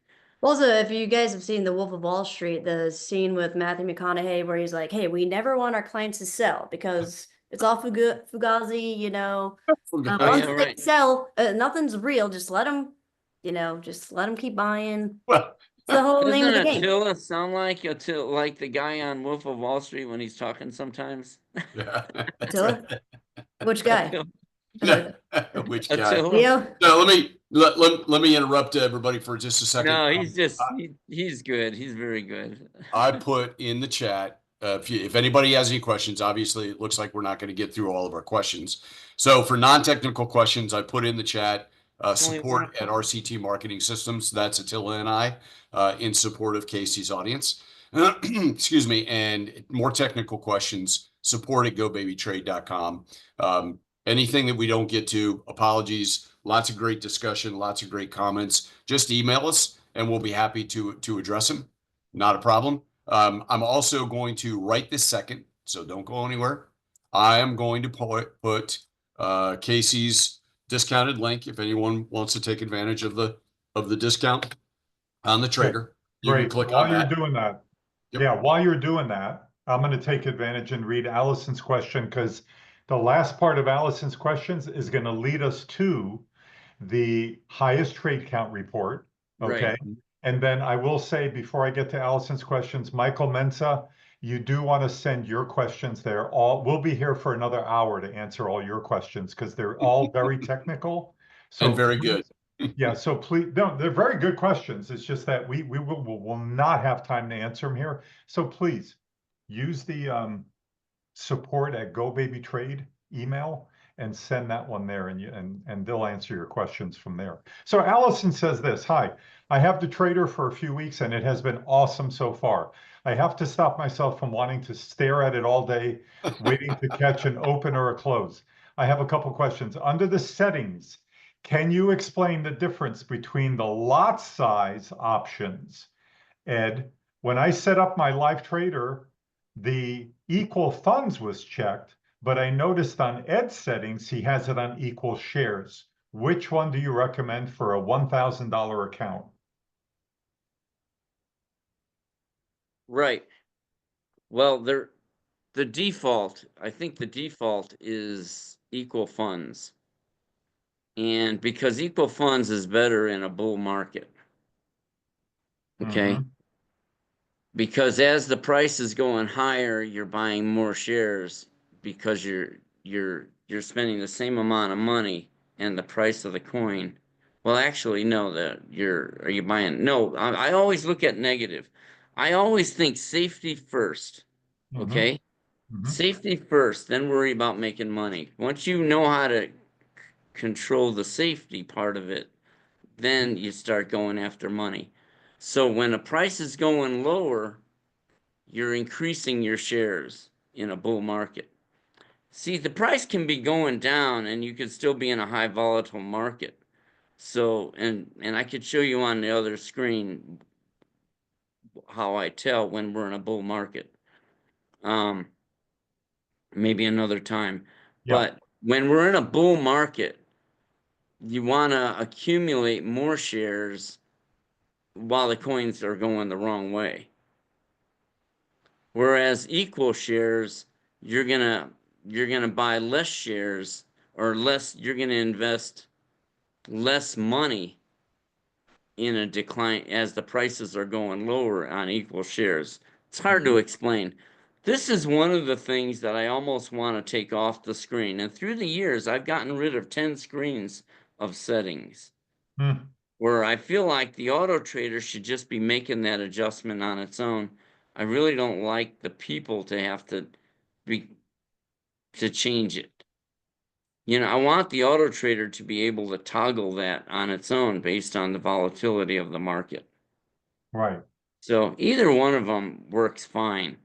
And, you know, when I released the Auto Trader initially, it had equal shares, and that's why I still have it.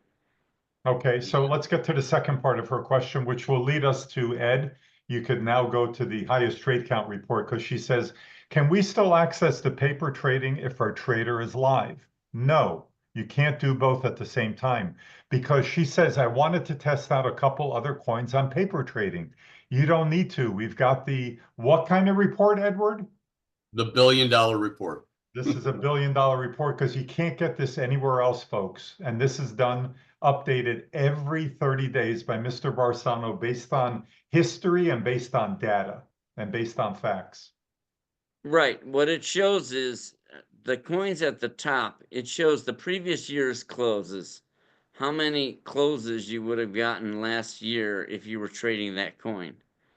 And then it shows the monthly average. It's only averaging the last 8 months. So you can see how many trades it did on a monthly average. But then I decided, let's look at the monthly. How many trades would it have done how many trades would it have done monthly last year? And then I saw these numbers and I'm like, oh, wait a minute. 15 trades in a month? I don't like that. 27 trades, 18 trades. You know, so those first two coins aren't my favorite, even though people are trading a lot of them and they're cleaning up. Whereas if I go down here to, let's go back to yearly. If I look at like Bonk and Pepe, the lowest trade is 37. The lowest month. And the lowest trade on Pepe is 52 trades 1 month. I mean, can you imagine trading a coin where you already know you're going to get 52 trades or more? And the odds, and you know, the odds are that, you know, and I've been doing this statistical garbage since the 7th grade, so I mean, I love this stuff. But yeah, I mean, you know, you can pretty much expect to get at least 52 trades. Even last month, when the market in March, when every coin lowered the number of trades it did from the previous month, all the way down, and even that one, Pepe, beat its lowest number still. And so people generally trade the coins at the top of this list, XYO, NCT. You know, I see a lot of Bonk and Pepes, a lot of people, especially new people come on. You know, they trade the three staples, ACH, GRT, and SHIB, and then they do these two coins, Bonk and Pepe. I see that a lot. So then there's their 5 coins. You know, we don't generally trade the coins at the top, at the bottom of the report, where the numbers are just too low. For an auto trader, I don't want to trade a coin that's going to give me that many trades. You know, you're not going to make any money. You know, or these, you know, you already know you're not going to get very many, you know, make much money. You can see it. And you know, so it's important to trade coins that move a lot. So even Swift, you know, I mean, you know, you're gonna have a pretty good, you're gonna do pretty well if you trade it. You know, I mean, it's not, again, this isn't rocket science. This is a 1-year back test on, you know, to see how many trades they would have done last year. Yeah, Mossad has chimed in about that. Is the highest trade counts report based on default settings, 2 or 3% drops down, right? So what I guess what are the parameters in which it captures? The only difference, the only thing that this doesn't have is because monthly it can only do a whole month. And otherwise it'll take too long to generate, because this information for the previous months already existed, all this information here, all the previous months. So because of that, I'm having, you know, it's still set to the 2% drops that we used to have buy on 2% and sell on 2% moves. Plus it doesn't have the AI. The AI isn't built into this. So that's the only thing it's missing. But the most important thing about this report, even if you didn't look at the numbers, you know, I say just grab the top 12, you know, and just know that they're on top. That's what matters more. So Now, yeah. Russ is asking, where are your default picks in this chart? How do they, well, Well, they're not in. Oh, there's well, 16. you know, those are my staples, though. Those are multi-billion-dollar companies that I know are never going to go away. So I don't really worry about where they are on the chart because I already know that, you know, that's another thing that the trader doesn't show is how much money it made per trade. It's only counting the number of trades. So if a coin Profitable trades. dropped, if the coin jumped 100%, it's going to count that as one trade. Right. If it only did one sell. And since the platform doesn't sell at a loss, these are all closed profitable trades. Yeah. So this one here shows, I mean, it has a few slow months there, you know, but generally it's not bad. ACH, if I search for GRT, again, you know, not the worst, not the best either. But again, like, you know, well, let's go to Sheeb and we'll get that's the last one. And he's also, you know, compare that to the bottom of the report. I mean, these aren't bad. But also what I look at is for those staples that I will always trade is this. I know that was 12 cents 3 years ago. I know GRT just a little over a month ago was 15 cents or 18 cents, something like that, double where it's at. And Sheeb also is half of where it's, you know, where it was a month or two ago. So I feel like I know these guys are just gonna pop and double. So I'm not, you know, and this number, you know, is showing me that they give and give and give. So that's what I care about. So It's the gift that keeps on giving.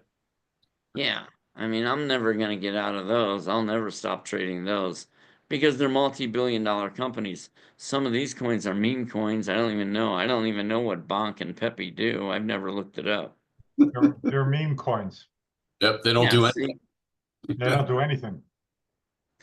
Come on, Crypto Casey. It's like a form of social, what's it Gambling. called? No, it's like kind of like sticking it to the man. Oh, all right. Literally, it was created as a joke. It doesn't do anything. It just kind of, yeah, And there are like a literally social revolution. right. There are literally tens of thousands of them in the marketplace. No, actually, the video I made about memes, maybe this was like 8 months ago. I went through the total market capitalization of memes, which are jokes, and it's very clear by the creators that they don't do anything and will never do anything. They were valued more than like Volvo, like Yeah. I mean, like all of these actual companies that create products and services. People are putting money in there. Why? Because it's like, well, I guess I can make more money with that than in a stock, and so here we are.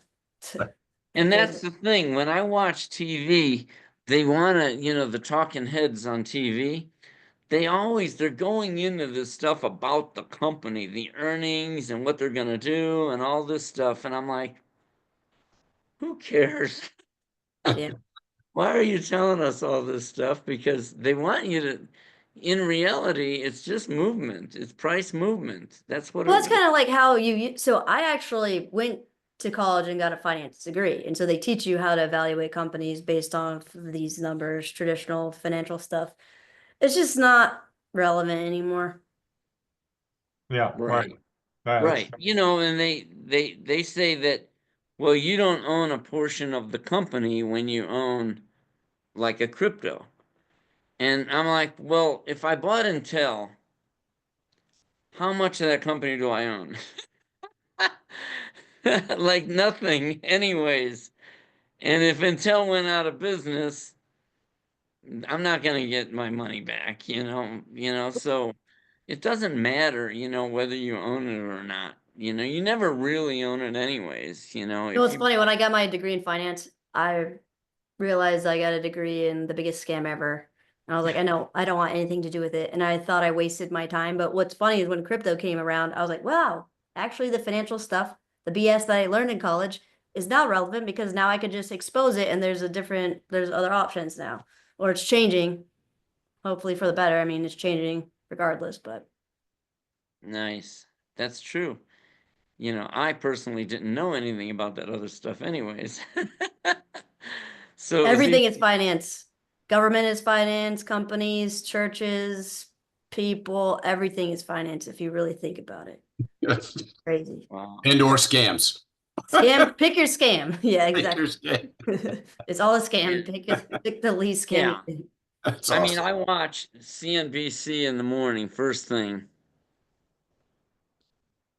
to wait for them to finally put the price of Bitcoin up.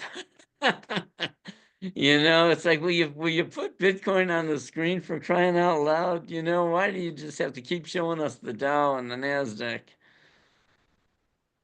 Nobody really knows. We're way ahead of the curve, honestly. Ed, Ted is Yeah, asking. I agree with what Crypto Casey just said. We're way ahead of the curve. I feel like we're buying like Gillette for 2 cents in the 40s, Absolutely. And trading it thousands of times. On the way up and down. Yep. Yeah, Ted is asking you, Ed. Ed, could you set up a different time zone on the account setting page? Well, it's not as easy as it sounds. Hmm. Yeah, because, I mean, you have to have a starting point, a starting date. Also, I don't want to be in a rush or anything, but I have about maybe 10 or 15 more minutes and I have to um do some other obligation I have today. Yeah, no worries. We're on the Ed Barsano marathon. All good. I like your cat though. Look at that. Look at that. He's cute. So just a recap and a refresher. I'll post them again. If you've got technical questions, if you have any concerns, any questions, any follow-ups, I'm going to post 2 different emails. There we go. Hey, Harvey. Okay, they are now in the chat. And I know I posted it just a minute ago, but I'm gonna, if anybody wants to take advantage of Crypto Casey's discount, then Thank you very I'll post much, that as Crypto well. Casey. Thank Yep. you for that discount. I appreciate that. Yep. And I'm sure everyone does. everybody that's registered, even those that couldn't attend, will get an email tomorrow thanking you, whether you were able to show up or not, and we'll have the replay link. So this, as always, has been amazing. I'll start with you, Casey. Do you have any closing remarks? What I'm going to do is once everybody has a chance to say see ya, then I'm going to show just a quick screen. Everybody asks us how much money do I put in? We can't answer that. How much money are we going to make? That kind of thing. But we'll give you an example, and you can just extrapolate the numbers if you'd like. Somebody asked what I have in the trader. I just put it in the chat. FET, Math, Near, AIOZ, and Prime. All of those are AI stuff. Prime is more of a gaming thing. And then I have Bitcoin, but I have it as buy only, not sell, so it's more of a DCA situation. Didn't Prime just pop like yesterday? I Or think the so. I haven't looked at it. Like, what's funny is like I don't like to look at stuff all the time because I've just been doing it for so long. I like to set and forget it. Yeah. Even outside of this product, but I think so.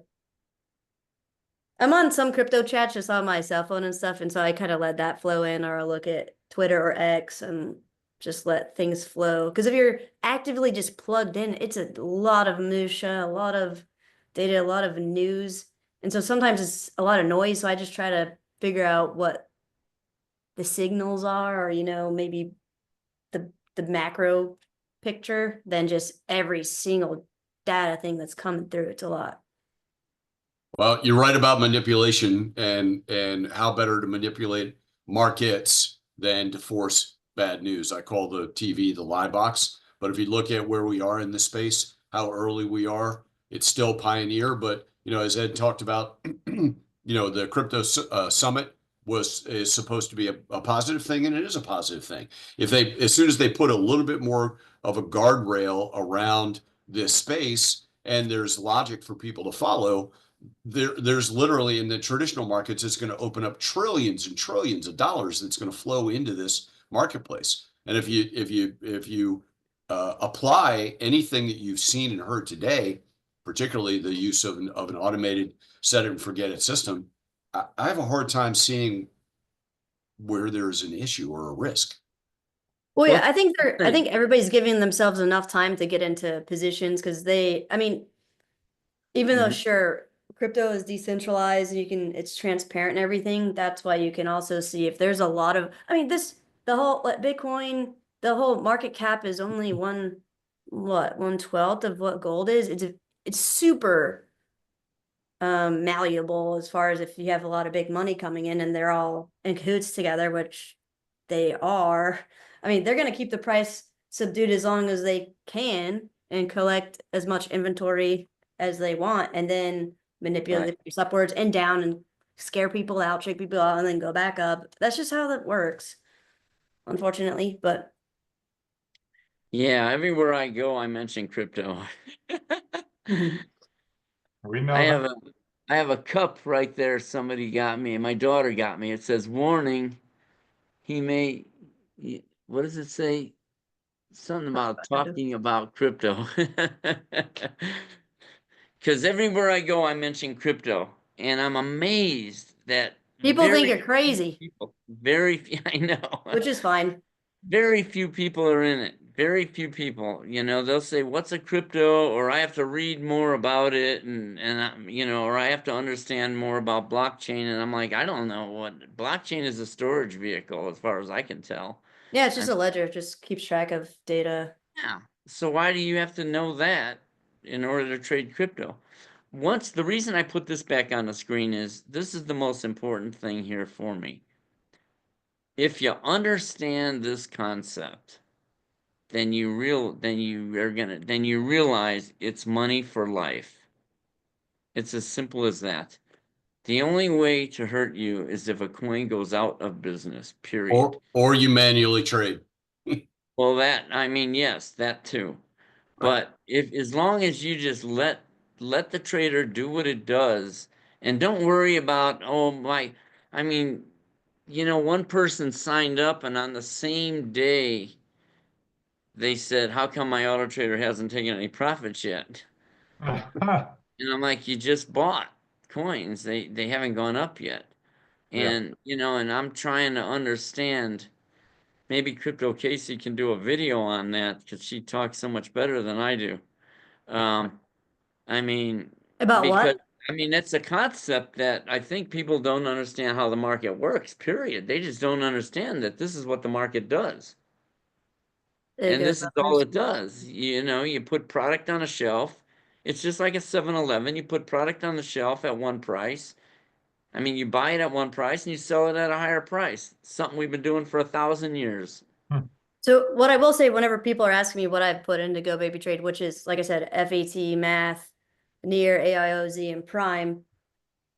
What's funny is whenever the market was kind of doing better, those did really cool. But the like higher or the larger market cap ones that you guys have, which is the ACH and GRT, those have been performing better during bad times than these like more risky smaller market cap coins that I put mine in because I wanted more volatility, which yes, there's been more volatility, but there has been a lot more downside. So I have a lot of like inventory that's been collecting and not really selling yet because it's still just more down than sideways like these larger caps are. So I'm just going to tell you that's my experience. But even while it's down, though, you're slowly. Yeah, once it goes up, I know how it works. It's been a year and a half now, so I get it. But I'm just, hey, that's my reservation. If you want smaller cap stuff, yeah, there is more volatility, but sometimes whenever the market is really uncertain, it doesn't perform as well as larger caps. But you get less upside whenever it is up. So that's been my experience. No, good to know. I think the dialogue is going to be significantly different 6 months from now. Oh, for sure. I'm not worried about anything. It's fine. Everything's down. Everybody, I've been hearing people that are just in stocks like, Casey, what is the president doing? I'm down 6 figures, 7 figures in the stock market. I'm like, everything's down. Like, join the club. Like, there's, you want gold, Right. whatever, that's cool. With gold and silver, At I'll say, least- hey, if you want to like maintain a base of wealth, fine, but you're not going to make money. If you've already made money and you want to protect it, I'd say gold is something that you should definitely, silver as well, consider diversifying into, but it's just going to maintain. You're not going to ever gain. Right. And, Also hold it and physically. even though the Don't coins trust are all these down, certificates and crap like that. even though the coins are down with the trader, like you said, you're accumulating coins, waiting for that pop. No, it's crazy. I remember whenever I felt really stupid, it was the first cycle. I was buying Ethereum maybe at 1,400, 1,700. I watched it go down to $60 for 3 years. And I was like, well, this sucks. But then it went up to like 4. I mean, this stuff is crazy. You gotta kind of just numb yourself. And like I said, always invest something you can afford to lose. And also don't be very emotional about it because we don't know what's gonna happen. Well, the trader definitely takes. But the trader is emotion. actually a much different Yeah. scenario so far for me. Good. All Good. right, guys. Well, with respect to your very valuable time, Casey, it's been awesome to have you captured for almost 3 hours. Yeah. Oh, all Yeah, good. it's trying to get her to stay longer. We let well No, yeah. usually I don't have a lot of commitments, but today, randomly I do. No No, problem. well We got to celebrate tax is over, maybe. Some of us, Tax is or at over. least extensions filed. Right. Yeah. But it's so awesome to have you. You've been a dream for people that you have provided so much valuable information for. Thank you for your input on what the value that you see in the trader and everything that you do. We look forward to. We know you have a very busy schedule, but we look forward to hopefully having you on again in the future. Oh, for sure. Yeah, Absolutely. thanks, Casey, That'd be and awesome. Ed Barsano. Like we say every week, thank you so much for being here. And folks, we're here every week, same time, same channel. Is there anything you want to share, Edward? Anything else? No, well, just minus Casey because she's not available all the time, and who knows if she's going to make it back with us. But certainly do appreciate the support and confidence in the background. And we're here every week. You can use the same registration link. Everybody that, as I said before, that's attended, anybody that's registered is going to get a copy of this replay. And Right. any of the questions that you have, I apologize that we didn't get to everybody, but put your questions in either one of those emails. We'll certainly get back to you. And as Ed said, this is not a black box. Everybody that's here works as a team, and we have teams behind us. If you need anything, we are here to support you. This is a community, and we look forward to growing it with you. Absolutely. So folks, if last thing I'll say is if you want to take advantage of the $1,000 discount, by all means, in the chat is Casey's link, like Edward said, and we'll see you next week, or just email us if you need help with anything. So with that, have a great rest of the week, and happy Easter. Yeah, love Mr. you guys. Barsano? Be safe out there. I'll see you in the next video. Excellent. Right. Yes, you will. Go Navy. Thank you, everybody. Bye, guys. Yeah. Love Bye, you. guys. Appreciate you. Bye-bye. Bye.